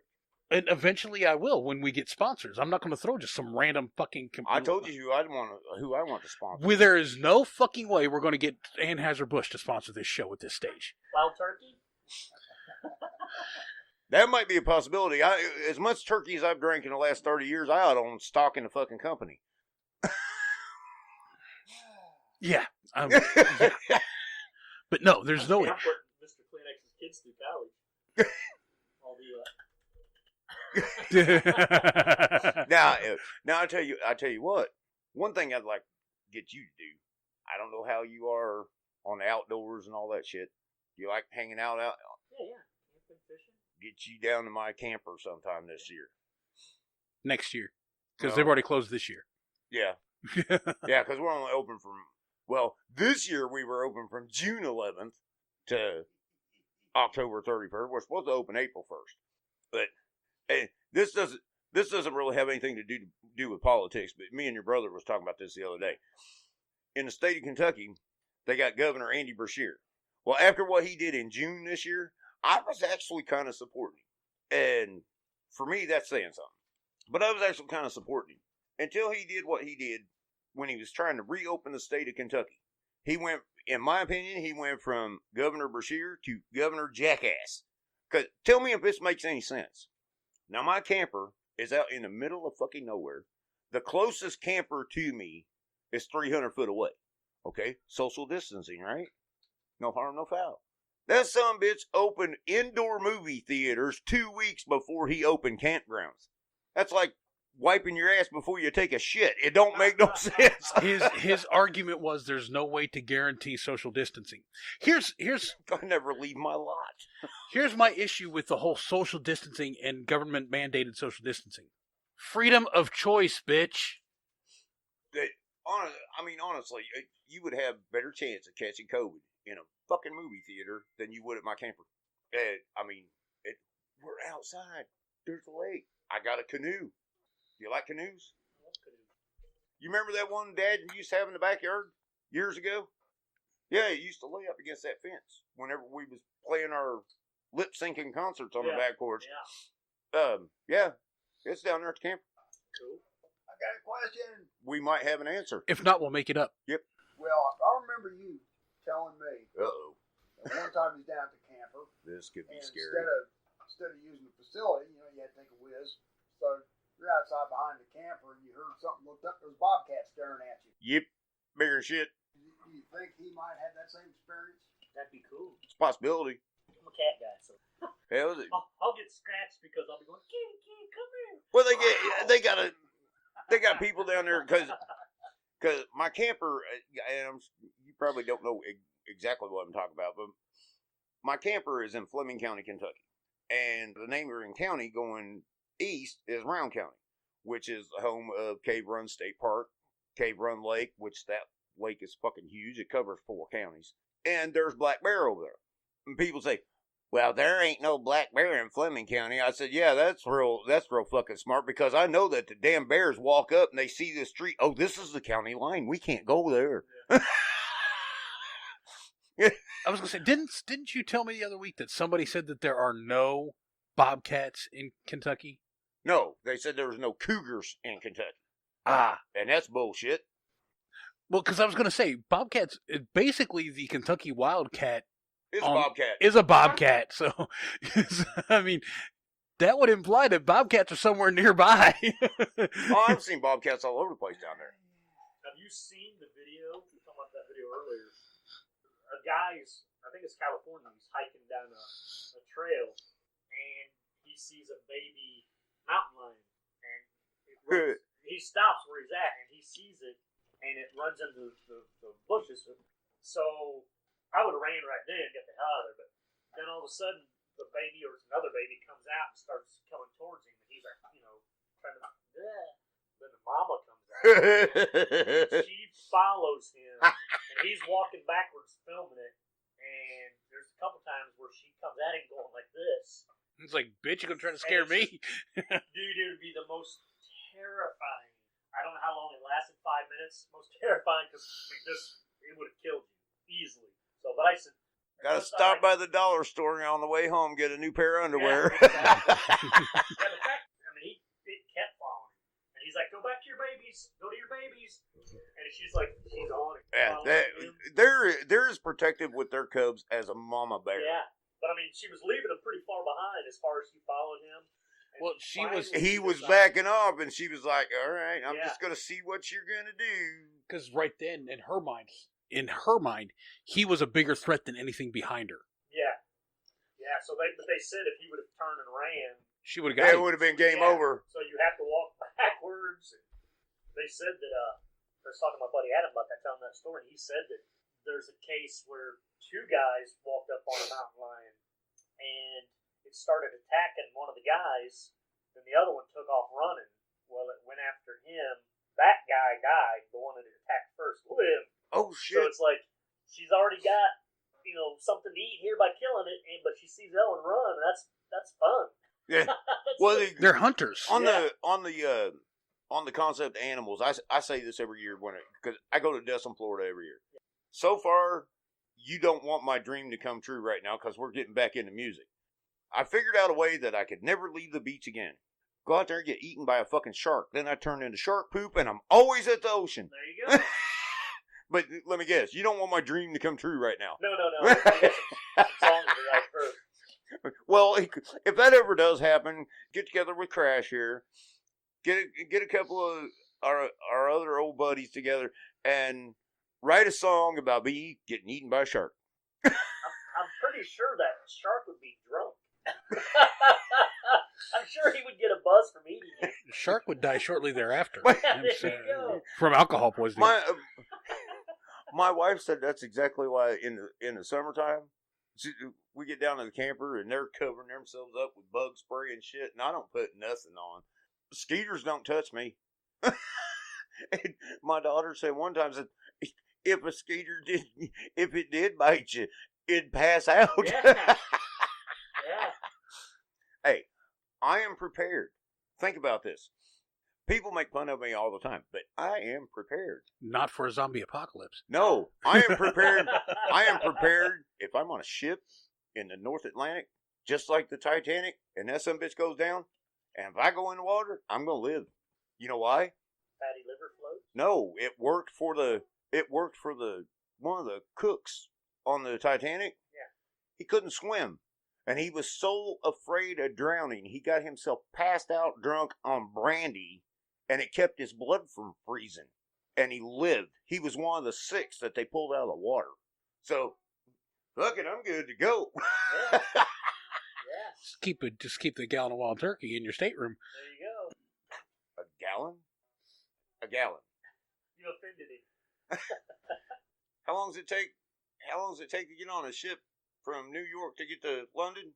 3 days? Oh, I thought Back it was then? longer than that. Back then? Yeah. I thought it was longer than that back then. I thought it was a fucking week. 3 or 4 days. The reason because they made another stop after they left Liverpool, after they left London. Then a fucking gallon ain't gonna be shit.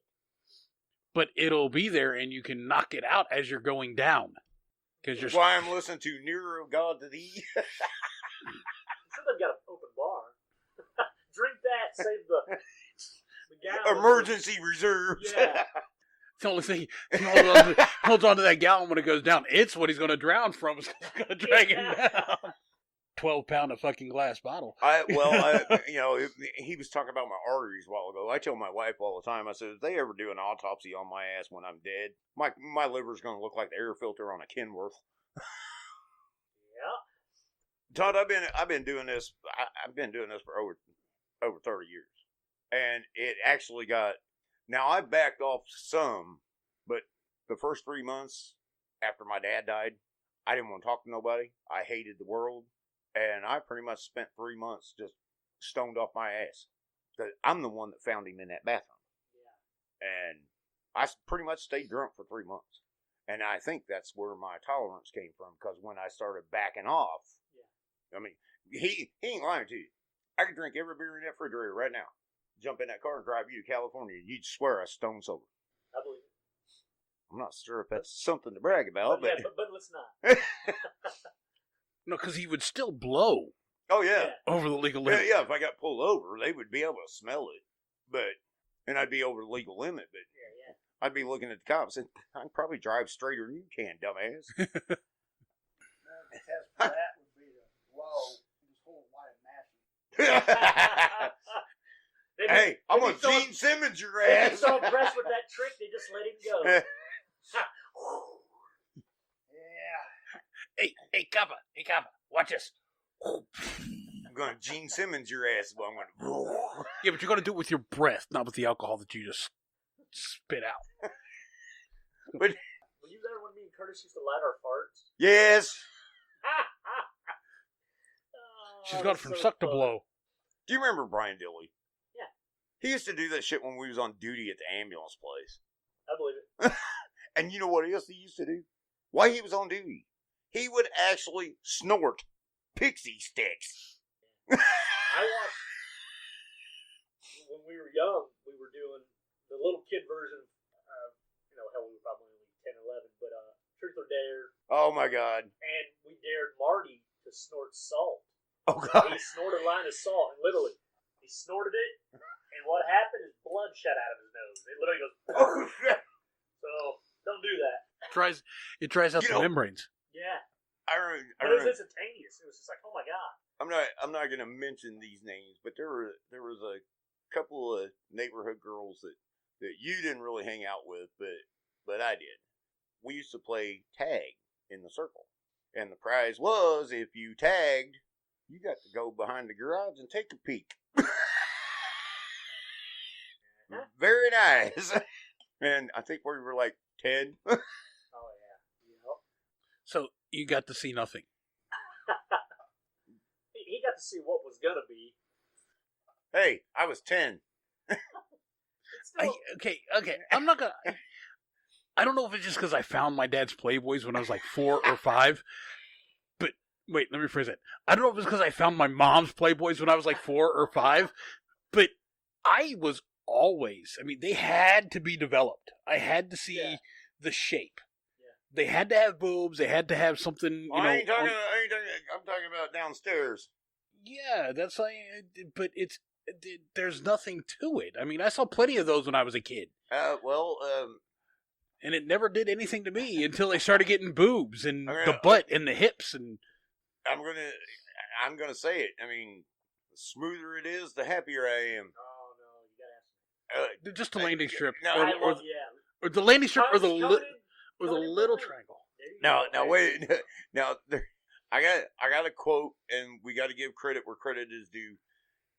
This was from Bob and Tom.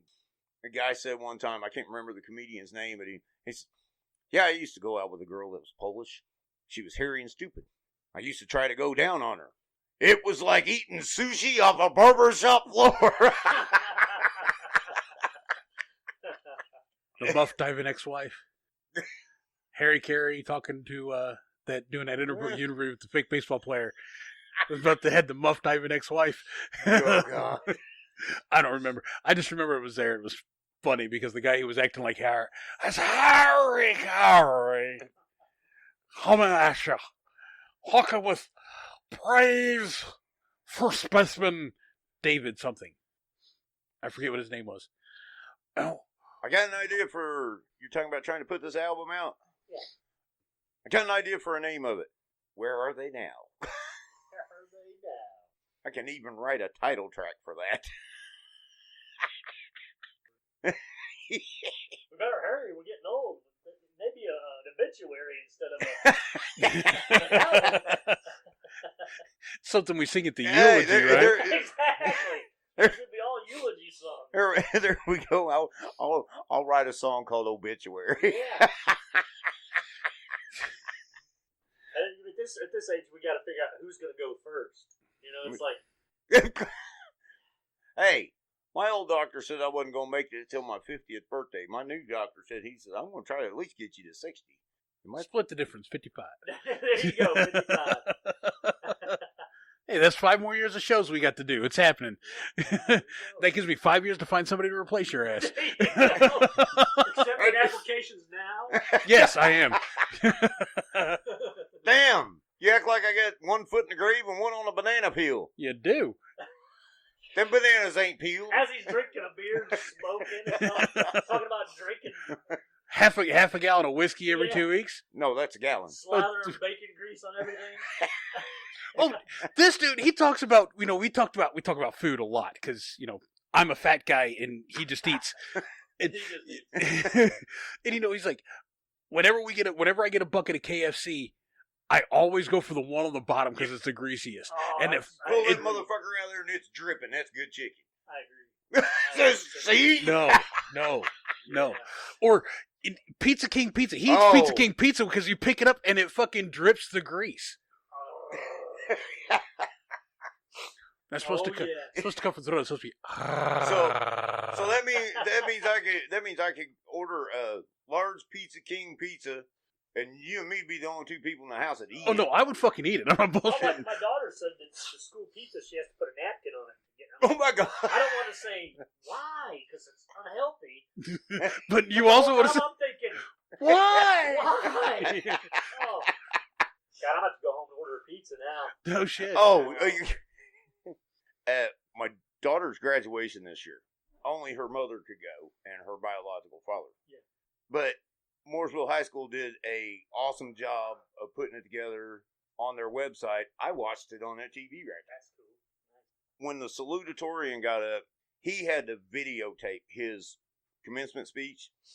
And he was talking about things that went on over the years and, how Michelle Obama changed all the school food guidelines and shit. Before he got a chance to enjoy it, they used to have Chick-fil-A Day at Mooresville High School. And he said something about, he got the whole fucking crowd laughing. Because just out of the blue, he said, yeah, lunches were great, and then Fridays was Chick-fil-A Day that I never got to experience. Thank you, Michelle Obama. Pretty good. I don't see the if you say pick a chicken joint to go to, I'm gonna pick KFC.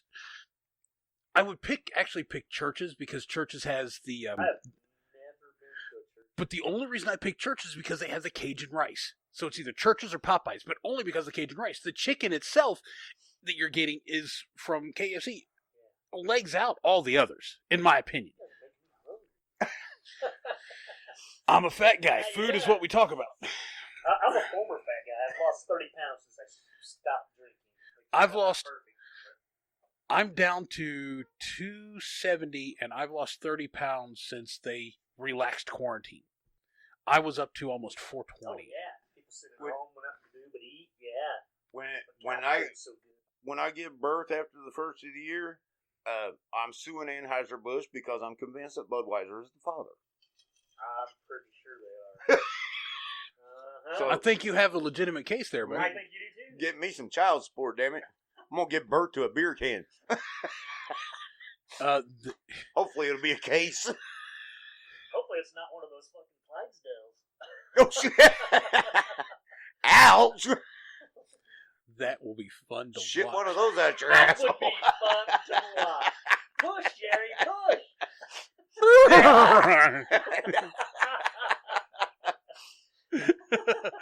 Hell, as long as you guys are picking on me, you're leaving some other poor son bitch alone. Yeah. That's how we feel about it. We don't care about any other son bitch right now, though. You're here. You're too fun. Why would we? No, but okay, Todd, answer me this. You've mentioned earlier that you picked up Garth Brooks. I mean, you were more of a metalhead, Yeah. that hair metal band stuff in high school, and then you picked up Garth Brooks and started getting into appreciating country music. Yeah. And is that where are you still there? And do you play other types of music now, or do you pretty much still focus on that Tommy Lee hair metal showboat? The stuff that I'm writing with the other band is metal. It actually sounds a lot more like along the lines of Alice in Chains, which is not on purpose, just because that's the way it's coming out. Kind of like grunge But I metal. told that Jay, if what we're writing is country, because he's like thinking we're gonna do metal. I'm like, we do whatever. Let's just write songs. So I'm okay with that. So I mean, I'm a drummer, so we fooled around with some country songs, and I've never heard half the stuff he was playing. And we did Charlie Daniels' Long Hair Country Boy, and we did Johnny Cash Folsom Prison Blues, and I started the rhythm on it and started kicking it off. I went down, and as soon as I started, he just kicked right in. It's like we've been playing that song together all our lives. I don't know how they go, but According to legend, isn't that how they kind of did it in studio when they cut Folsom Prison Blues? Pretty much. He just started doing it, and the rest of the band came along with him. Just Yeah, actually they did, because Johnny Cash was real timid when he first started singing it. He's like, I hear the train coming. And he's looking at his boys. It's coming around. And by the time he got done with the first verse, bass guy started playing, the guitar player started playing, and he just ripped that solo off first take. And according to legend. Yeah, and it became Folsom Prison Blues. Yeah. But see, and I came to appreciate Johnny Cash too. And I'll tell you what did that was his hurt. That did a lot. I can play that, and actually, a lot of people don't. Go ahead. I've been told if you can't see me, if you just close your eyes and let me do it, you'd swear you're listening to Johnny Cash when I do that song. I've heard. I don't know because I haven't seen the actual documentation on it. But I heard that he actually helped write that with Trent Reznor, or initially when Trent Reznor first cut it, he wrote it with Johnny Cash. That he has writing credit. That wouldn't surprise me at all.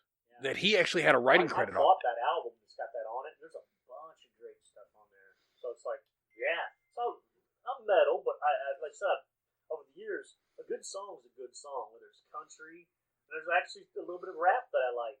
Most of the time, it's the girls singing about their vaginas. Literally. It's the girls that sing dirty. That's the ones. So I'm not a rap guy, but it's also drums. Rap is beats. So I'm a drummer. So well, back in the day when when I was playing metal and hiding country, yeah. What would it be? What would it be nowadays? Because I'll be the first to admit it. I don't hide anything from anybody. Me neither. Open book, man. I got no secrets. That makes my wife so mad. Two of my favorites. You're too frank. You tell everything. I'm like, I got nothing to hide. Two of my all-time favorites that I can listen to on a regular basis is Britney Spears and Lady Gaga. I actually went to a Lady Gaga concert in Indianapolis with a cowboy hat on. I'm going to say, dude, I like Taylor Swift. I don't care who. God. Well, but it comes from a very shallow place. I'm not going to lie. She's hot. Yeah, she's hot. But I actually kind of enjoy a few of the songs. I gotta say this about Taylor Swift. Her first country album was great, phenomenal, groundbreaking. Really was groundbreaking, and her second one was still pretty good. But then everything she put on the next album sounded exactly like everything she'd put out before. And then she made the leap from country to pop, and that first pop album was fresh. It was new sound for her, and it was great. But it's still all starting to sound the same. I hear folklore is a little bit different because it's a little bit more intimate type of sound. And I've only heard the one song off of Folklore. But I mean, I think she's very narrow in her ability to write songs. And I mean, I've heard some stuff she's covered, and she's actually got a phenomenal range and actually a really good voice. But I'm past Taylor Swift. I'm way past Taylor Swift. One thing about her, the way she writes her songs, I mean, she, according to what the media says, she writes songs about relationships that she's been in. And all the breakups and the cheating and all that. She needs to write a song said, do you think the problem is me? That's how her country... Her pop stuff hasn't been like that. That was all her country stuff. Yeah. That's where she got all the angst for the country drama that she put out there. Her new songs is really... Honestly, it's very, very much politically motivated. Not necessarily like Democrat... But social politics related, social justice and that type of, and it's coming from a very different place, and it's her activism, which is what they all are now. You guys can laugh at me if you want to, but you've been laughing at me all day, so why are you going to stop now? We won't. We've been laughing at you for 30 fucking years, bro. No, my daughter, she went. Her and her best friend went shopping the other day, and she saw something that she thought I would like. She just brought it home and gave it to me. She gave me a Susan Boyle album. That chick can sing. That bitch got some pipes. Is? Yeah, I've got a CD of her in there now. The only reason she did not win Britain Got Talent the year she was on there is she got nervous on the finals night and she cracked. She had one note near the end of the song that got really big, and she couldn't quite hit it because I'm convinced it's because of nerves. Oh, yeah. And she just, that's the only reason Well, she yeah, didn't win. because if she wins, her next performance was in front of Queen Elizabeth. And the corgis.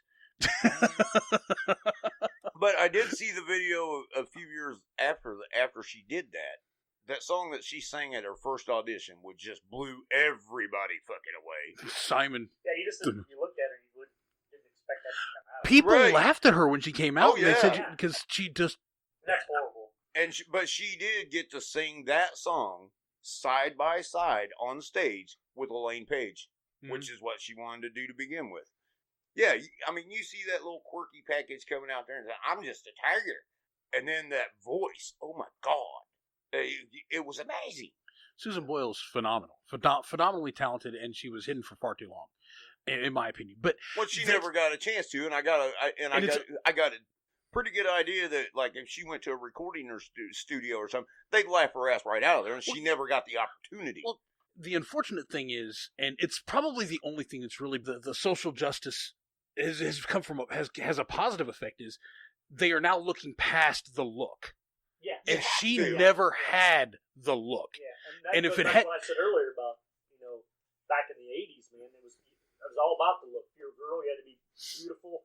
The rock stars all had to have long hair and look cool. So it's like my favorite band, Sabotage. Their singer was fat. First time I seen him, I said, they got a fat guy singing. So I didn't like him. And the second time I seen the video, and I'm like, the song's okay, but they still got the fat guy singing. Now I don't care. And now it's eventually you fucking hear the Meatloaf. song yeah, instant. yeah. So it's I like, mean, but Meatloaf was bad about it. Meatloaf was an anachronism at the time Yeah. because he was the fat slobby guy. Yeah. And if it hadn't been for Rocky Horror Picture Show, he never would have made it big. Yeah. He's a fantastic singer. He's got range and power, and I don't even remember what his real name is, but he's phenomenal. Meat, Mr. Loaf, whatever you want to call There it. you go, Todd. There's that card I told you. Oh, cool. And today, that's like I was saying, it's the only thing I think that's really come positive from the social justice movement is the fact that we are now, from an entertainment perspective, looking past Yeah.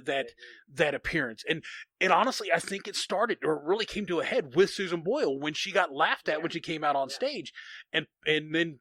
Because Simon, he never laughed, but he had this quirky little smile, like, "Yeah, you're not going to do it." And all of a sudden, here she comes out, and she just belts it. And it's like Simon was like, he actually apologized for thinking that she wasn't going to be able to, even though he didn't say anything, for thinking the way he did at that. That show too, not just her.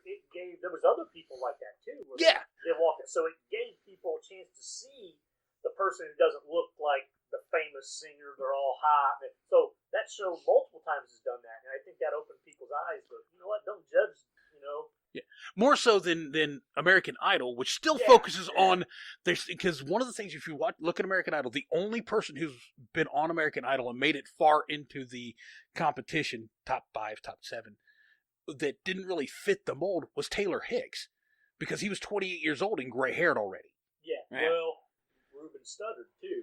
But He was a big boy. And But if you think about it, he made it big, but you already had Biggie Smalls, who was Oh, actually already popular at that point in yeah. time. You had Queen Latifah, who was a heavyset black woman in the rap game, Yeah. which or the Or rap Run- R&B, Run DMC. but they were Bismarck hefty.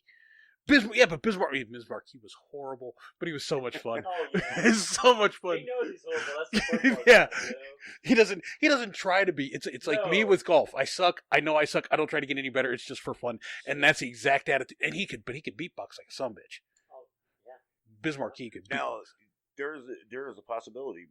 Actually, after I talked to you on the phone yesterday, my wife and I was talking about it, and she said if we wanted to go that route, if we get this going and we're wanting to do something with it, and it's not all country by any means. Yeah. But she said she'd let me renew my membership, Cool. and that way, I mean, because you've already said you're not worried about the fame and fortune and all that shit now, but And that's I was going to get into that. but a we second could ago. get we could get a little help Yeah.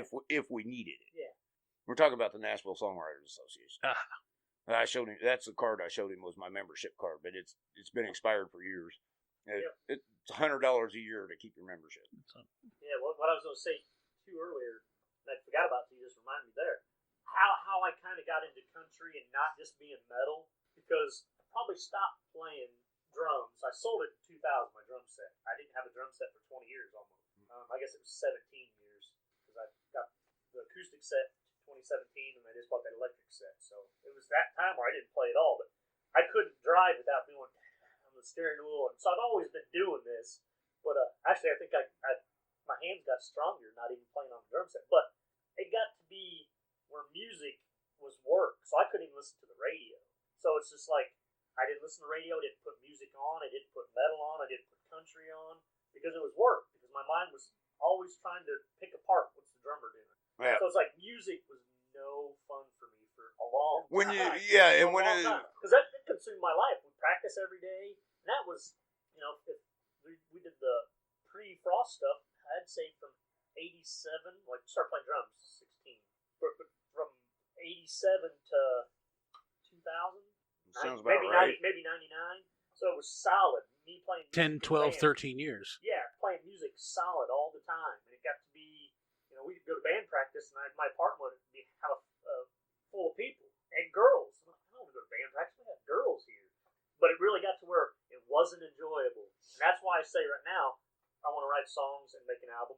But the whole trying to be famous thing ruined it. Now, So it's just like it wasn't. It took the fun out of it. So now I think to sit down and play, to not have in your mind, oh, this is it's gonna be famous. We gotta. And if we write some songs that, first off, I want to write songs that make people cry, not because they're bad. Right, I get it. That's so bad. But my thought on it is, we put this together. If it goes somewhere, great. If it don't, it's for us. Yeah, I'm not against it if it does, but it takes a lot of pressure when you're not trying to be famous because of music. But that's what I spent the 80s and 90s trying to, that scene. Thank God it went away. But yeah, when I came back to music, that's when I was accepting of all of it. It wasn't just metal. It was like, actually, I stayed away from metal. So what I came back to originally was just, once again, I'm shallow. It was pretty girls playing piano. So I didn't have to break it apart because there's no drums in it. So No. Well, that's what we were talking about. I think it was yesterday on the phone. Because, when I told you that I was a member of the Songwriters Association, I made multiple trips to Nashville. And look where I am now, sitting in my kitchen bitching. yeah. I mean, I tried. I mean, I went out there, went to those little honky tonks down there in Nashville, and put my stuff out there. And it's like, bleh. It's hard, man. And like I said, that takes the fun out of it. Sleeping in the backseat of a fucking car. If you ever get to see some of the Garth Brooks interviews he did before his divorce from Sandy, he talks about how their second or third trip to Nashville, when he got rejected for the 20th or 30th time, she looked at him and said, "You are not dragging my ass back up here. We're not leaving until you get what you want. Because you're not dragging my ass back up here again in 2 years to try to do it again." And honestly, he was making great money playing a tumbleweed I've been to the tumbleweed, by the way. Playing a tumbleweed in Oklahoma, his hometown, outside his hometown. He was making $150 to $200 a night as a local act, musician, as a house musician, and people are like, "Why are you even trying to go anywhere? That's bankroll, dude. You play 5 nights a week. That's $1,000 a week. I mean, that's good money." He came and he said he wanted to do something more, and him and Sandy said, "You cannot leave this time. Because you're not dragging me back here. If you come up here again, I will leave you." She ended up leaving him anyways because he started fucking Trisha Yearwood. But that's a whole different story. But what the point he was getting at, I get it because I've been there too. You think you got something going on, and you get rejection after rejection after rejection. I mean, you play one night here, and you got somebody driving you down the road. Your guitar's in the trunk, and you're changing clothes in the fucking back seat.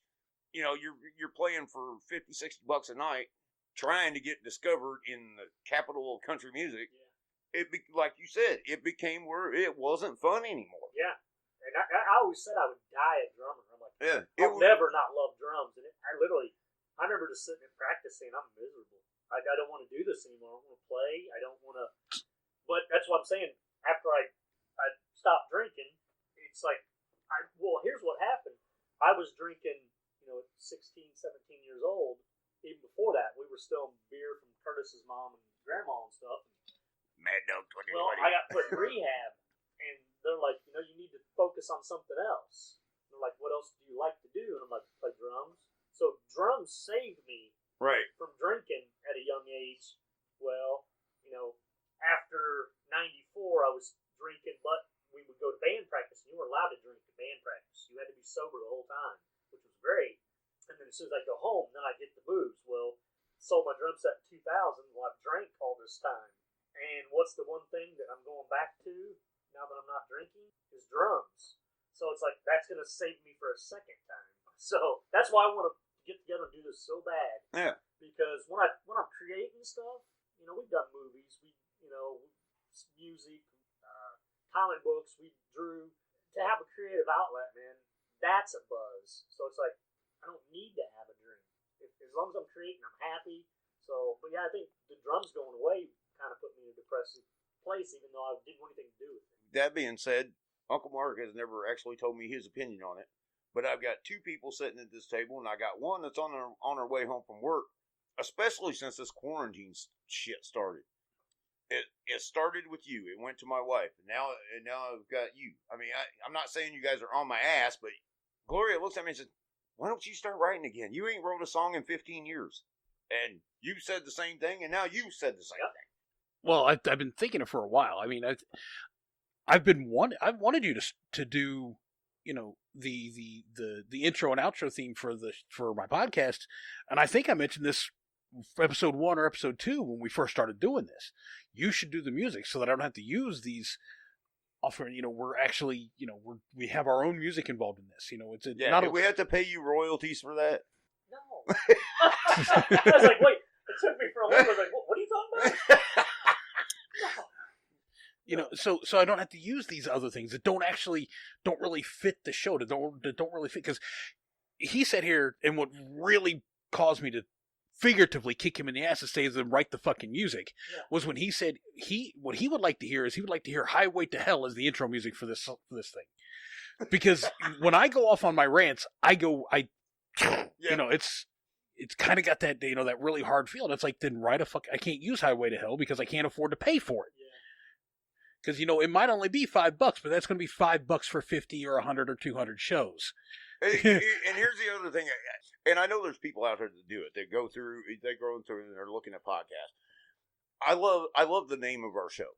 However, I know that there are people out there that are flipping through their kitchen conversations. It's just talking about cooking. That's going to be boring.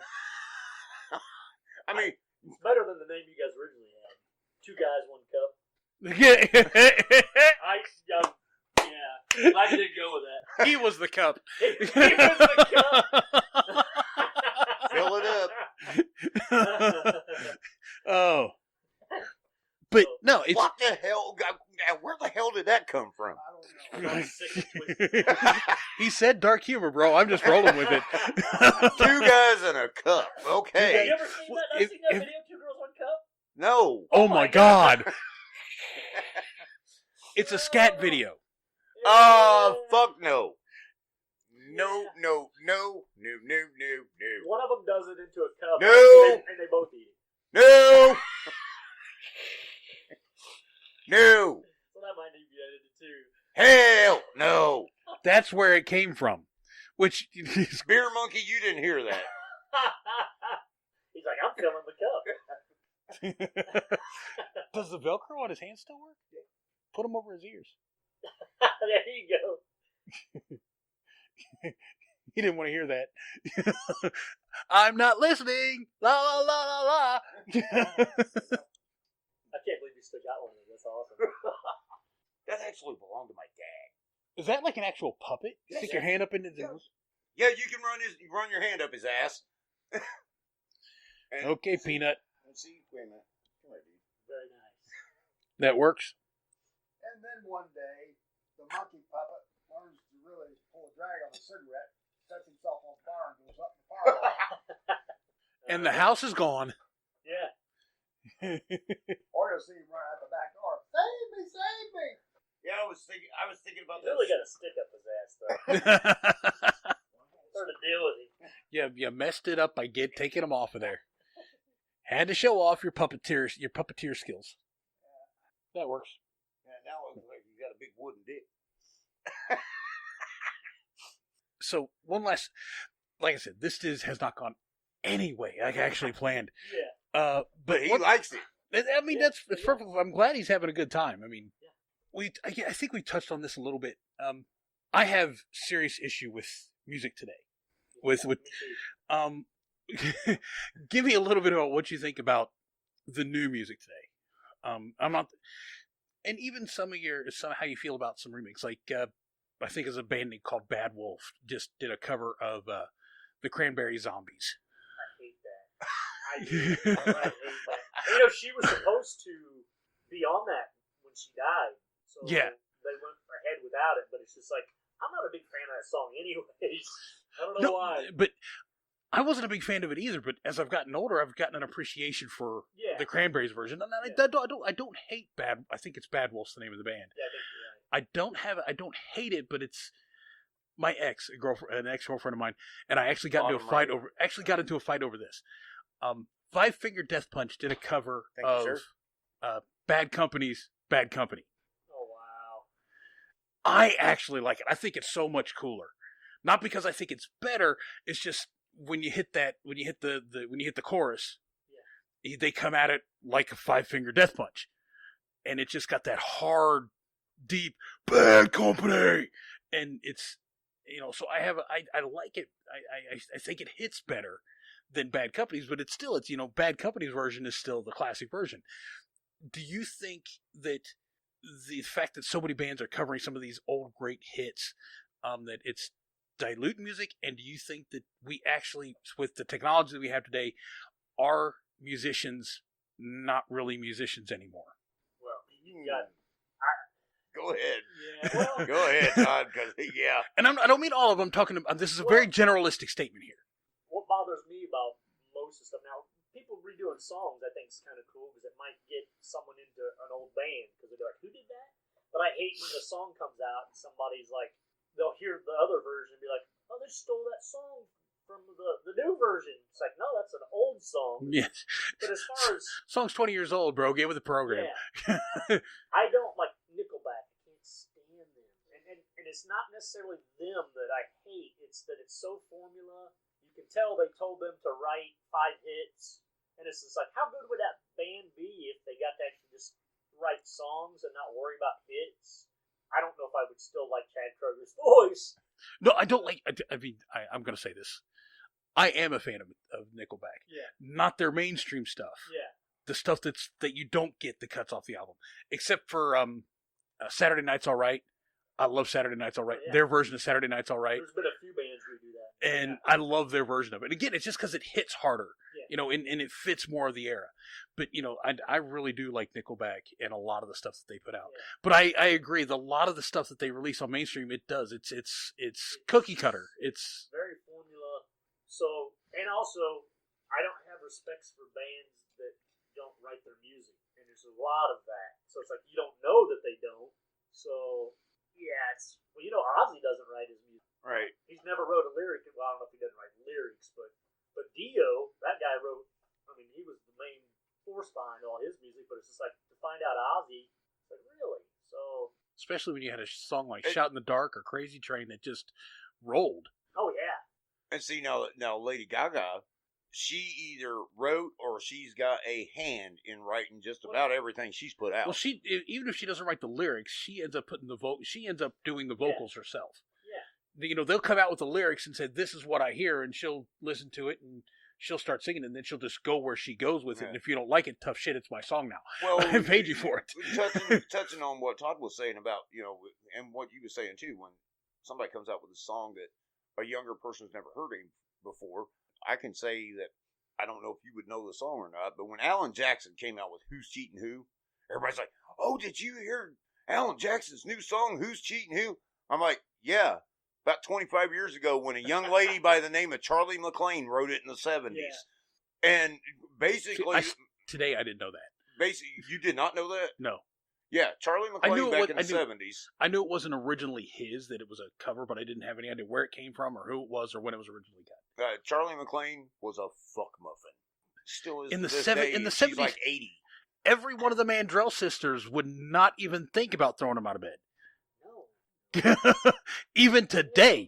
Well, okay, Barbara Mandrell's got the perfect song for that. You can eat crackers in my bed anytime. But no, I mean, hence the phrase, I ain't kicking her out of bed for eating crackers.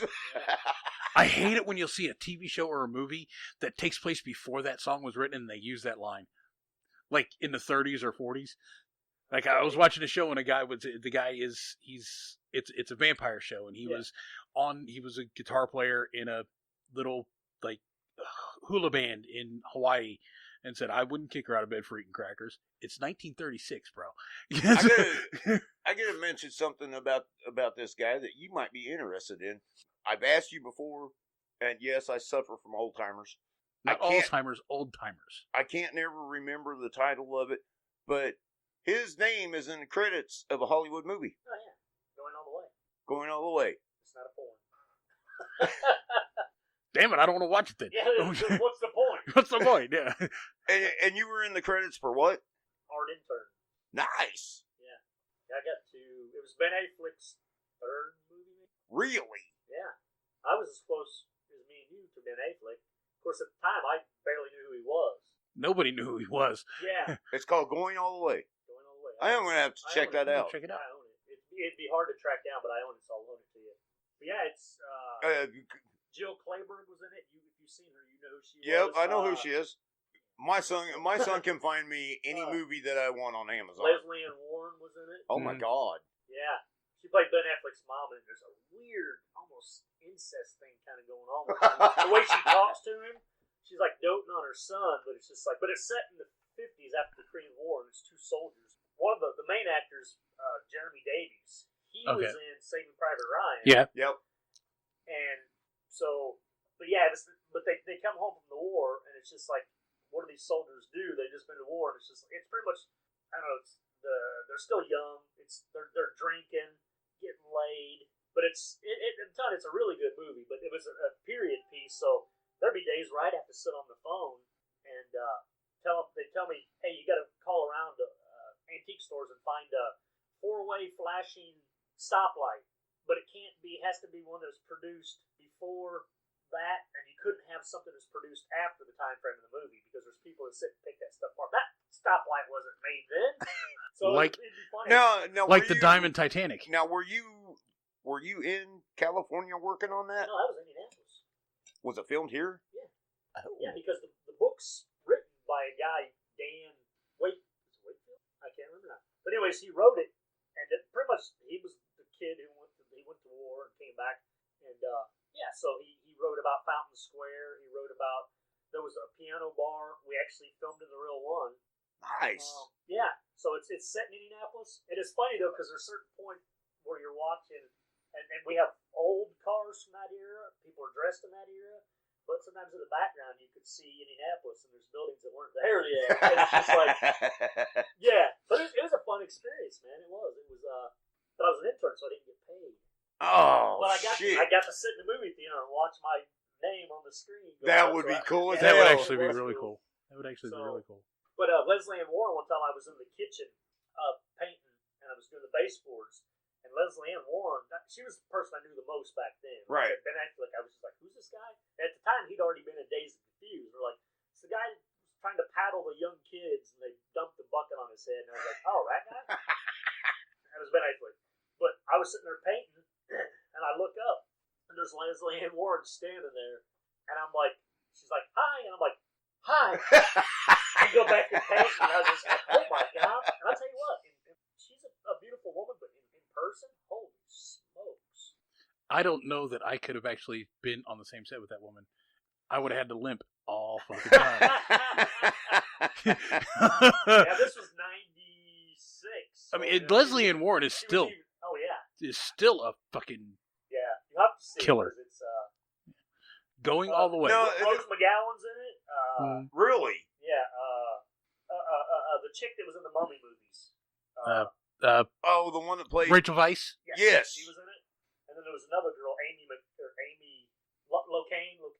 Okay, Amy Locane, yeah. She went to prison for drunk driving and killed somebody. So I don't know if she's in prison now. But she was super sweet. We would be in the warehouse. One day I did every stupid job, but one day we were sitting there and I had to soak beer bottles, get the label wet, and I had to scrape them off, and then they had authentic 1950 whatever labels to put on. Budweiser, matter of fact. Nice. There was other beers we did too, but that's what I sat there all day doing, just scraping. I was like, but there was a lot of miserable jobs on that. I had to paint the Anthem downtown, and I'm standing on a ladder with a big stick. Oh my god! No, but Amy Locane would come in, and she'd walk around and see what we were all doing, be real nice to us. She was hot too. But in the movie, she plays Buddy, is her name in it. I don't know if that's supposed to be her real name, but she was his fuck buddy. So she would show up, and yeah, it's funny. It's a good movie, man. All right, going all the way. Going all the way. Okay. Going all the way. That was something you wanted to get into at one Yeah, time. yeah. After you did that movie, what happened after that? Well, I mean, they told us, because at the time remember there was 2 movies that came out, it was about floods. I can't remember what they were called. One of them had Christian Slater yeah. and Morgan Freeman, and that was done down in Seymour, Yes. and yeah, They bought a part of a town that was abandoned, so it must have been a part of it, and they were going to flood it. Well, they told us anybody that's working on going all the way can go down there, that they want some of our people. And I was like, yeah. Well, that was back when I didn't drive. I didn't start driving a car until I was 36. Yeah, so at this time I'm 26. And my buddy that I was working on the movie with, he didn't want to do it. So I literally could have went to that movie, and then it would have been the next movie. And right now I could be working in Hollywood. Even though I was doing little crap jobs, and I wasn't getting paid. well, you got to start somewhere and work your way up. Yeah. It's just like I would have been on. And I'll tell you what, some of the best food I ever had was off the back of a craft service truck. Oh God, yes. It is amazing. Everybody talks about the Oh, craft my services truck. God. Yeah, they didn't. There was not a bit of lousy food at all. So yeah, it was an experience, man. So yeah, I was going for the Rockstar thing, but I actually could have gone into the movie. You never know. I could have. Actually, at one point, they said I could be in a scene. They were asking any of us that wanted to fill out, people walking by. But Yeah, I had extras. I had long hair, so they said if I cut it, they'd put me on set. Yeah. I was like, hey, cut my hair. Now you don't have any. And now I don't have any, so I know. We went to school with a girl that was in a movie. Well, she was older than us. Do you remember the Manley sisters? Robin and Gina? Oh, yeah. Robin was a South Bend cheerleader in the movie Hoosiers. Our basketball team was in Hoosiers, too. That was our basketball team is the team they're playing. Yes. They made them all shave their heads. Because it was set in the 50s, too, I Yes. think. So, yeah, they all came to school the next day, and they all have their head shaved. And that was weird for, the 80s. We're just like, the hell? So, yeah. But in our 1986 yearbook, which was our freshman year, and it was Robin Manley's senior year. Yeah. And All the Manley sisters were. there's a picture of her in her South Bend cheerleading outfit from the 50s, standing arm in arm with Gene Hackman. Yep. Yep. I still got all my yearbooks. Really? My mom was cheap. You never got one? She never buy them. Oh my God! Yeah. Because Her kids were too ugly. She didn't want any of I was in love, and she signed my yearbook twice. My 1986 yearbook. You can put that in my casket when I'm dead. Sheila Bishop. Oh, yeah. Oh my God, I was in love with This her. girl was so So, hot. question. Do I cut these names out of this? Oh. The chances of her ever listening to this show are slim to fucking I would none. actually be more afraid of somebody figuring out who we are and showing up. Because we've announced that this is done in your kitchen. You want to come stir some shit? Come on in. And they got to get past the dogs first. I wasn't talking about that. I was just talking about in general. I mean, I don't give a shit. okay. I just want to know what I'm cutting. This is my baby. Well, I think I just said my full name earlier. Yeah, but you're a rock celebrity. You have celebrity status, especially since you were in a movie or attached to movies. You have celebrity status. Oh, Even if it is just local celebrity. Because you also said... I'm telling you, man, it was weird times. But I think it was everyone had long hair, and I assumed everyone was in bands back then. A lot of people were. The town was so full of bands, but yeah, those were good times, man. Different times.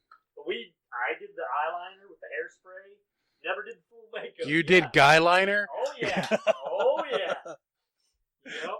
Guy liner. The one time you, and I think I only did it once or twice when we did the mock Kiss concerts. Put the Kiss makeup on. Oh yeah, Oh yeah.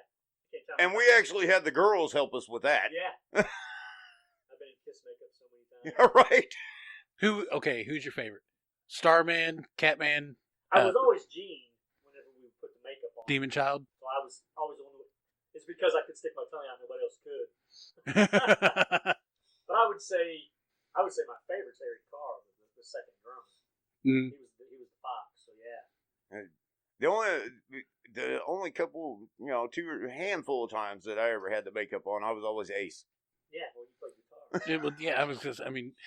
What I didn't realize until it was probably 94 or 95 is that Beth was an Ace Frehley song.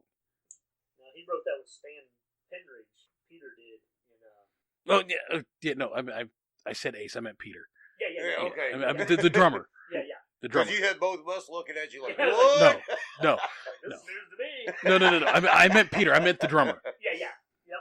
That's Peter's. I don't know why I said Ace because he just talked about being Ace. Yeah. There's actually a bunch of songs that are Aces that you wouldn't know because he wouldn't sing back then. He didn't sing till Shock Me.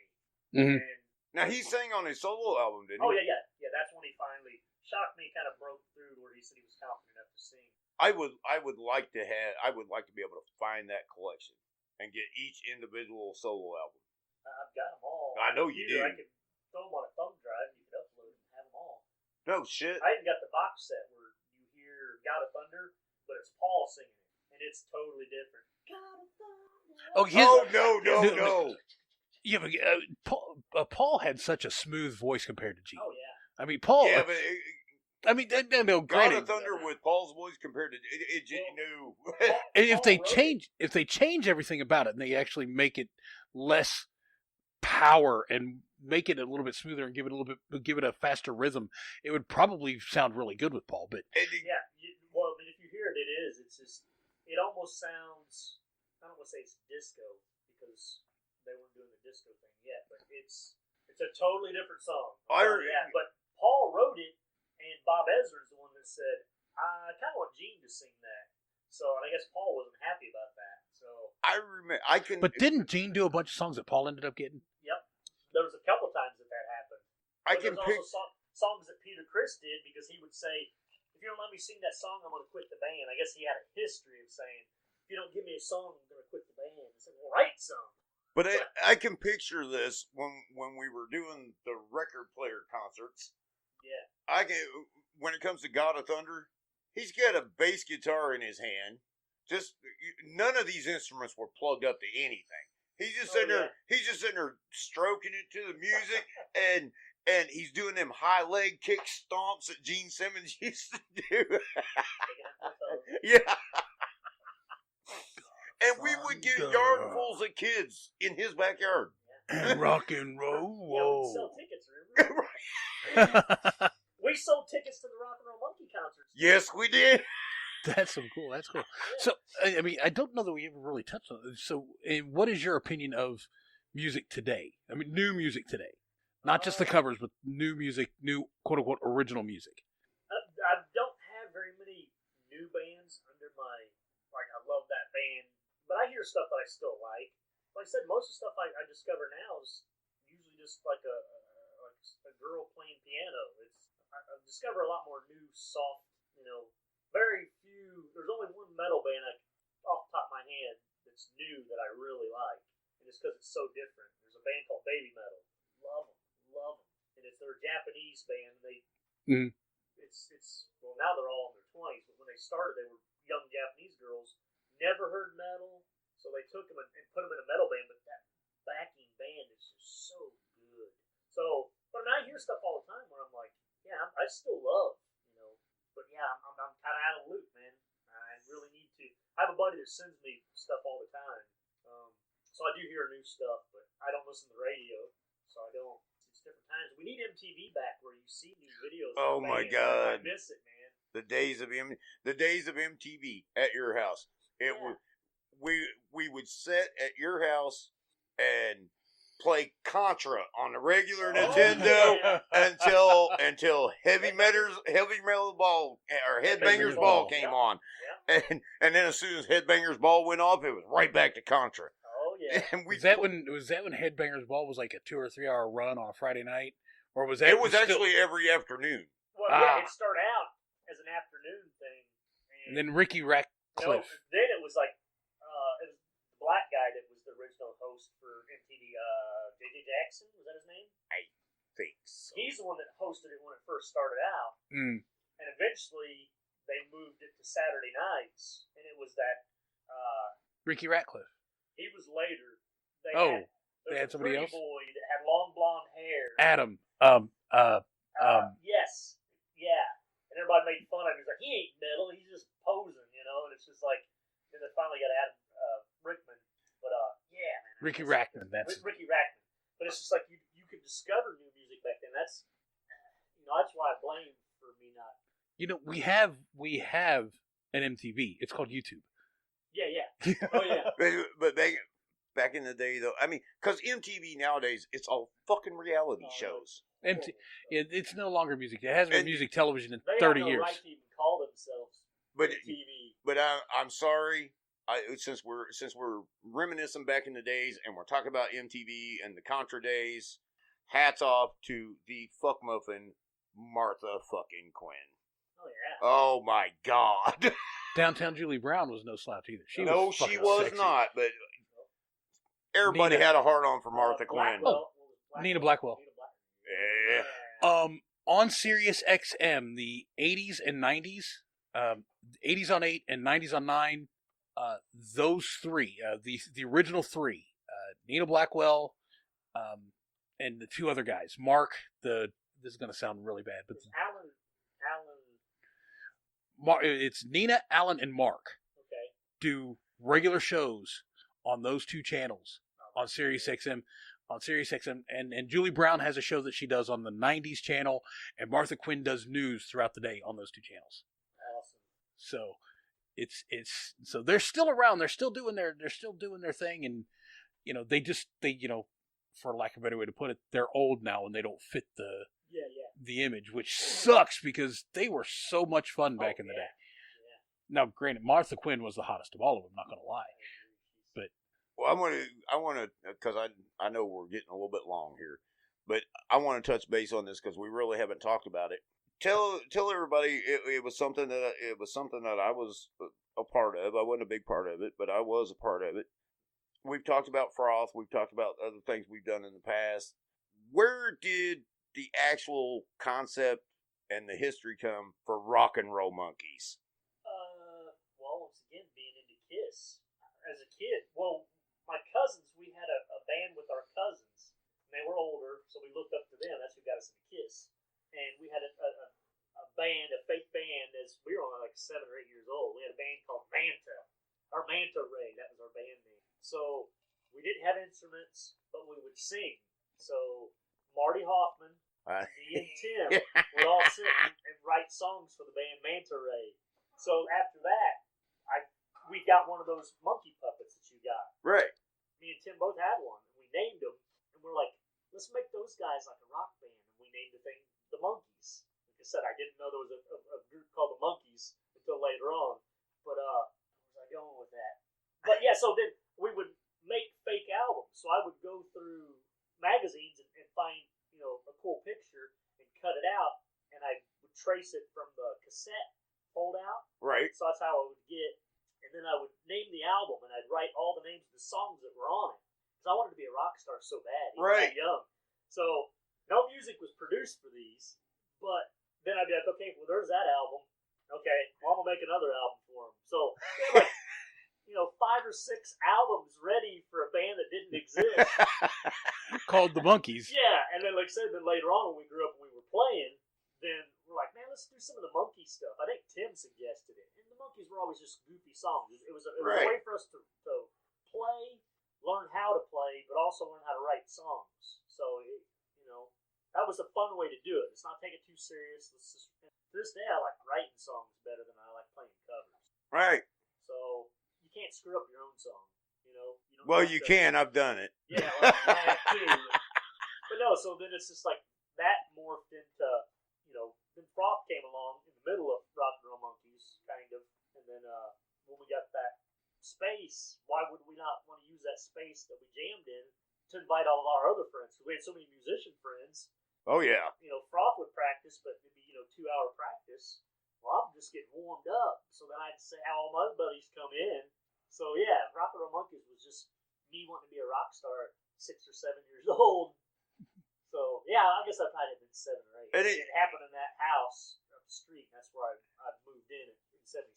So yeah, and Kiss was a big part of that. I wanted to be a rock star because of Kiss. Nobody's ever really heard them except for us. Yeah. And There's some goofy stuff, but there's actually some that are pretty redeemable. See, I'm going to tell you, as part of the Aztec Multimedia Network, we're going to actually have a 24-hour radio station on that will run through the website aztecmultimedia.com, and I would be more than happy and more than willing to have blocks of your guys' original stuff. Okay. We'll have to find some. it's the Rock and Roll Monkeys He's hour. Well, not necessarily like that, but it's like original, Yeah. Original stuff that you guys have done or are doing. I mean, once it's set up, I'll even give you access so you can upload That'd be cool. playlists and things like that. Absolutely. Thursday when I was over at his house, for one, he took a video of it. Yeah, he was just dumbfounded with Angel, and actually was trying to put a drum part to it, and I think he's got it figured out. Yeah, but you also You could actually tell but there's a little bit of drinking going you on in the also video. Yeah. you also still have the video that's got the music on it, so you can sit there and listen to it and say, Yeah. okay, what kind of drum line do I want to put Yeah. with this? Don't you have Angel somewhere? I don't have a full recording of it. It's just me and my guitar. Ah. The other one that I have, and it's me playing every instrument, and it's a completed version. It's a song called Heaven in Your Eyes that I wrote probably 5 years before I wrote Angel. Yeah.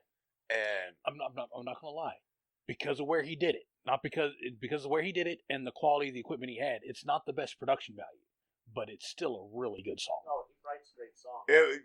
my studio was the front bedroom of a 3-bedroom trailer. And remember that record producer program I was telling you about a while ago? Yeah. That's what I recorded it with. Yeah. And I recorded each individual track. I even played the drums in it. Oh, weird. Wow. But You know, I cheated. I used the drum setting on an electric keyboard. but it's got percussion in it. It's got strings in it. It's got the guitar. It's got a bass line. I even harmonized with myself, so I'm doing the background vocals too. Awesome. It's really well done, and especially when you consider how it was done. It's really well done because it wasn't done with a professional music setup. It was done with the basically a karaoke type setup. Yeah. Almost all that Froth stuff's just, or it's all just band practice with the tape recorder in the corner of the room. That's how we had to do it back then. Right. So it's like the only one that's done through an actual studio is the Stalking the Madman. But I don't know if anybody recorded when we played out. I would love to see the videos of that because we had the bass player from Street Lethal was the bass player, and he got up and played on the song. Why do I remember that name? Because that was one of the bands I wrote it for. Steve Barker. Oh, okay, yeah. So I was gonna say, I know that name sounds fucking familiar. Cry Tough, all those bands. Yep. So yeah, I got to help some pretty famous bands load in because I would load out for those guys, and then I was already out there. Here, carry this road case. Okay. So it's Now, like, see, I don't know. I mean, you've been around me.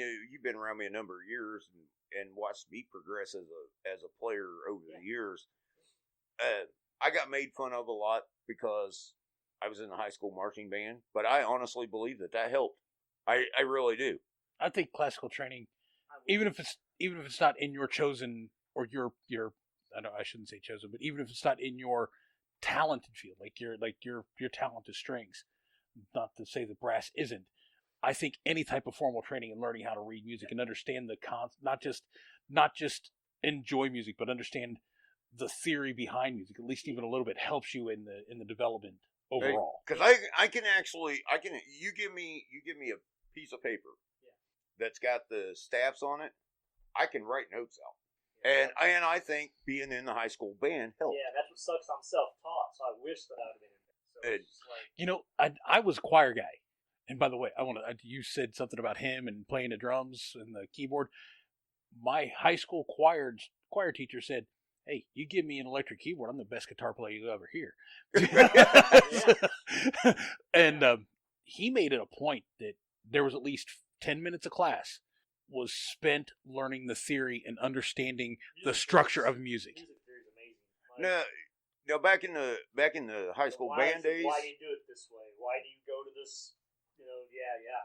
Well, now that taught me how to understand rhythms and everything. But as far as the guitar goes, about learning, where your fingers go for each chord and everything. Yeah. I learned that on a home movie tape. My cousin was an excellent guitar player, and they came back with a home movie of him sitting at my uncle's house playing his guitar, and I had been practicing with a book, and I was like, okay, this don't sound right, and I sat here and I sat right there in that living room and I watched that videotape. I was watching my cousin. Wait a minute, he's putting his fingers here. He's putting his fingers here. Wait a minute. I go in there and get my guitar and I rewind the tape. 30 minutes later, I was playing Your Cheating Heart by Hank Williams. A lot of times those books are wrong. it's that person's interpretation, like Tab. Yeah. They would buy Tab books and they'd be like, they play it. It's like, it didn't sound. Because that's someone else's interpretation. It's not the band that makes those books. Now I have run across some Tab that I really, really liked. Yeah, there's some. But I've run across some that's like, wait a minute, what the fuck is this? Unless the tab says tablature by Mick Mars, you're going to get someone's interpretation. What the hell's his name? Now I've got a tab. Mark Tremonti, the lead guitarist for Creed and Velvet Revolver. Okay. Mark Tremonti. Yeah. He was completely self-taught, and you need to listen to some of his stuff. I mean, even if you just listen to Creed, the first 2 or 3 albums of Creed, he's one of the best guitarists like Steve Vai level good of guitarist. I mean, well, I was thinking back in the day when he was talking about Tab. I remember twice that I just saw Todd's eyes. Oh no, I just saw your eyes get as big around as saucers because I got the Tab and I worked on it and I worked on it and I worked on it and I worked on it. I came up to your house and played Stairway to Heaven. And then I remember him playing Stairway to Heaven. It hasn't been recently, obviously. And then the other one was we got back in touch and then we fell out of touch and then we got back in touch when you was living over in the apartment. Yeah. And I came over there and started. I just rattled off. I said, Todd, I've been thinking about the old days and all this, and I just pick up my 12 string and start playing God Bless the Children of the Beast. And you were like, oh my God. Talking about where you said playing, I don't remember exactly how you said it, but playing drums gave me every bit of confidence I have in life. Not that I'm the best drummer, but my daughter's now playing violin, but she's also started learning piano. And I told her, I said, I love that. I said, honestly, every bit of confidence I ever had came from playing drums. So it's like, I think everyone should learn to play an instrument, even if it's, he is a string guy, you're right. But you were playing what in the band? Trombone. But you know what? You're getting that music, what's the word I'm looking for? Structure, the music structure. And it's just like me, I'm not disciplined. You get the music discipline. Right. You're learning timing. So, going to another instrument after that's a lot easier first off, even if it's. So that's why I love that my daughter's picking up multiple instruments. It's like, Daddy's such a lame ass. I can't sing. I write lyrics, but I can't tell people how they go because I don't play an instrument other than drums. So it's like the drummer. Now, I have a question. When you're writing and when you're doing lyrics, do you hear the music in your head? Yeah. And how you want to hear the lyrics? But you couldn't sit there and actually say, "This is right out." put on stabs how the music is supposed to look. No. It's but what I've been doing lately, and I won't play them because it's going to be horrible singing. But what I've been doing now is if I write 2 verses or whatever, I'll go and sing it badly, but I'll sing it into my phone. So at some point, I'll probably let you hear that stuff and say, "Look, this is what I'm trying to do. Ignore how bad the vocals are," but it tells you the flow of it. Right, It gets you the exactly. rhythm and So key. the cadence, that's important. So there's been times where I've sang the song all night at work, and then I'll go back and I try to think how it went, and I'll look at it like, I don't even know how that was supposed to go. But I've done that and before. it's like now I'm doing that so I can refer back to it once I get my mind back on how that's supposed to go. I'm like, okay, then I can finish it. So it's like, but yeah, at work, I'm writing songs all the time. I'm driving on a forklift writing songs. I mean, it's every day, and it's just like I'll be writing 4 or 5 different songs in a week in my head. One day I'll come back to one of the other ones. It's just whichever. I don't force it ever. So Well, it's just like, to that point, I heard and I watched an interview with Billy Joel from back in '83 or '84, and he has said that the best music he's ever written has been the stuff that just happened. That's been written in a matter of hours. Yeah. That he could just sit down and it just came to him and it was just there.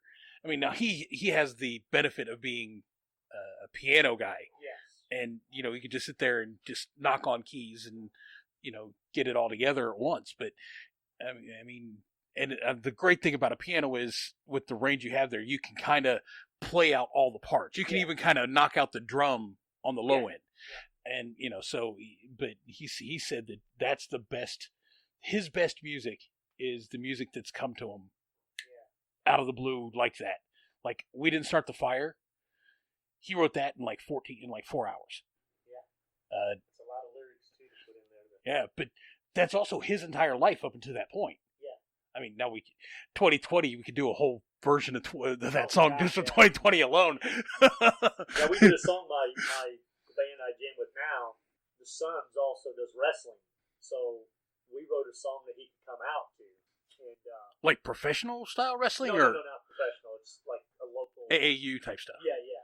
And so the song's called Beatdown. Well, I came up with the name, and I had the first lyrics, and then literally within an hour we had it. It's not very long. Actually, I think it's pretty cool, but he hasn't used it yet live because it's not a professional recording. It's just it was my phone sitting up over here while we recorded it. When I say professional, I mean professional style, like you would see in the WWE or something like that, or is it more of the high school style Greco-Roman? It travels. He has a character, so they do. And so they have some fame. Yeah. So okay. So I mean, I can't remember the name of the actual wrestling he's with, but it's cool because they have a storyline. He was the villain at one point. Now he's gone from being the heel to the hero. Yeah, there you go. So I was huge in the late '90s, the Attitude Era of WWF, and the NWO era of WCW before they blended. I was huge into. My ex-wife was absolutely in love with Diesel and Kevin Nash, so we watched that shit every fucking week. Everybody was in love with Sable. I personally had a thing for Medusa.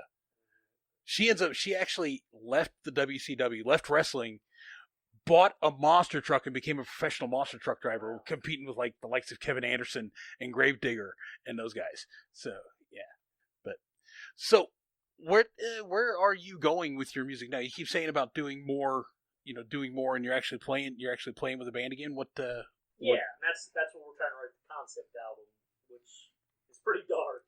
So, but I almost want maybe it's a midlife crisis. That's what I said. It's like, can we name the band? Go buy a Corvette. Playing music. Well, now I've got something I want to leave my daughter. Something I want her to see. Well, I'm sure your daughter would appreciate a Corvette. Late '80s, '90s, local rock star. So I want to give that to her. So because she's not heard it. I still want to do that concept that we were talking about a few years back. That when we do the video thing, just sit down and do our own version of VH1. Where are they now? Yeah. And I wanted to touch base on one other thing that we did back in the day when we were up at your house jamming. Yeah. Everybody had earrings. and my mother would not let me have one. So what's this guy do? He makes me a gold chain that comes down to about here with a clip-on it. My mother never knew a fucking thing. I don't remember that. I do. I still have it. Do you really? Yes, I do. I want to do a concept album, but I also want to write with all my friends. So I thought the stuff that me and him do, even if it comes off country, I think there's a place for it on the album. So I want to write. Well, and I'm not as good, like the harder driven rock stuff. But I mean, hell, get an idea in my head. Yeah. You want a fucking ballad? I'll give you a ballad. Yeah, that's what I want to write. Man. I want to write a. You guys were talking about how an idea just comes to you. Yeah. And I told him, and he thought after I sang it for him, he's like, wow, because I got the line for the chorus for Angel in my head, and I had it stuck in my head. 45 minutes later, I had a complete done song. So there's a singer named Tori Amos, which I met and hugged her. Yes. Uh-huh. Yes. But she would say, and I was thought it was we'll goofy. drink a beer for that. I thought it was goofy at the time, but she's like, music's like these little fairies that are floating in the air, and you've got to grab them, and now you've got to bring them to life. So it's like the universe has already created these songs. So sometimes you ever hear a song and go, why does that sound so familiar? Because it's like the universe already wrote it. So it's just like, but you've got to filter it through you and put it out. It's like, I kind of like that idea that the songs are all floating out there in the universe. You just got to get it. That's why something feels so familiar when you finally hear it. That you're like, it's perfect. It did. When I wrote Angel, I came up with the line for the chorus. I was just thinking about shit, and all of a sudden, the words to the first line of the chorus came to me, and I'm like, okay, what can I get to go with this? And the next thing I know, I had the chorus. I was like, okay, well, I need a first verse and a second verse for this, and I just started playing around with it. And 45 minutes later, I was recording it. It's like they write themselves. Pretty much. Yeah. I like that concept, but it's also like, you're a little cuckoo, ain't you, bitch? No, but I mean, I can see where she's coming from. Yeah. I mean, she's Tori Amos, if I remember correctly, she's a little bit of the new age attitude, very very flower power. That's where I came love to the pretty girl playing the piano stuff. That's where I got it. Was Tori Amos. I have a few of those.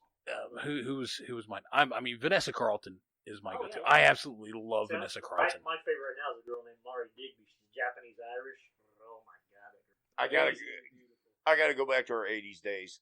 Fucking Susanna Hoff. Oh god! Lita Ford. Oh. Tell him I had like 2 walls with Lita Ford. Right. Lita Ford. Enough said. Oh, All right. All right. So. Yes, you just walked in the door. And GJ is home with the beer. All right. So, but fuck. I want to talk for like another 6 hours. Right. But we're already over 3 of recording, so we're looking at like 19 hours of editing for me. That's another thing. I have to raid the fridge before I leave. That's what he does on Wednesdays. We come over here, we do the show. He don't come over here to do the show. He comes over here for leftovers. Exactly. This is all just a con. Yes, exactly. I think the con's gone away because they found me. But I would love to keep talking, and I would love to do this again whenever you Absolutely. get it. And like I said, I would actually like to be able to sit down and actually have you guys jam and work and do some things together while we're doing this. Because with him pulling this up, I would have loved to have been playing some of your guys' music, and have you talk about the music itself in the background of where your head was when you were writing these particular songs or doing whatever. We're not exactly sure where our heads were. But maybe if but I mean, you get what I'm saying. I mean, when you hear a song, it'll bring back that memory of what you were thinking, how you were feeling at the time. So I would love to do something like that. Love to have you over again, or come to you and have it done over there, because moving a drum set around is not easy. Well, I've got an electric set, so that's easy to pack up. Thank you, Virginia. There is a Santa Claus. My acoustic set's in Martinsville, but the electric set, I mean, it's not real. It don't even take up as much room as this table. Oh, cool. Oh, yeah. After he got rid of his drum set, and we got together a couple of times after my dad had passed away, the drum set he was playing then was he was coming over here, and we were playing Guitar Hero on PlayStation. Yeah, the funny thing was Guitar Hero. I'm playing Motley Crue songs that I know by heart, and head's telling me I'm failing, and I'm like, so at a certain point, I just stopped playing the game, and I was just using the drums, and I was like, don't tell me I'm doing this wrong. Stupid little dots mean nothing. Your stupid little dots mean nothing. We I've had actually- a couple good nights. I played Rock Band. I got guitar, but I've still got all the instruments for a Rock Band. I've got 2 guitars, the mic, and the drum set for Rock Band. Yeah. I got the same setup. For Wii, for the Nintendo Wii. I've actually played with a guy who was a drummer, and he's like, "This is not how a kick set is set up." Because he did too. His first couple times, he ended up playing, and he was watching and actually playing the way he was the screen's telling him to play, and it's like, this is not easy. No, because I play drums doesn't mean I can do this. So I imagine, well, there's a lot of kids that thought they could play guitar because they were playing that. Mm-hmm. And it's like eventually they end up getting the string guitar. Yeah, I always wanted one of and I those. thought that was kind of cool. That it was actually really going to teach kids how to play guitar. You know, I remember It when would be closer than the 5 little buttons. when I first got Guitar Hero, or I don't remember if it was Guitar Hero or Rock Band, but I walked in. We were going over to Claude Naney's over there off Moore Street. Walked in there one night. I said, "I learned how to play guitar today." He goes, "Really?" I said, "Yeah. Green, red, green, red, green, green, red, red, orange, yellow, red, green, orange." now, I mean, using the 5 little buttons. It'll get your finger movement. It'll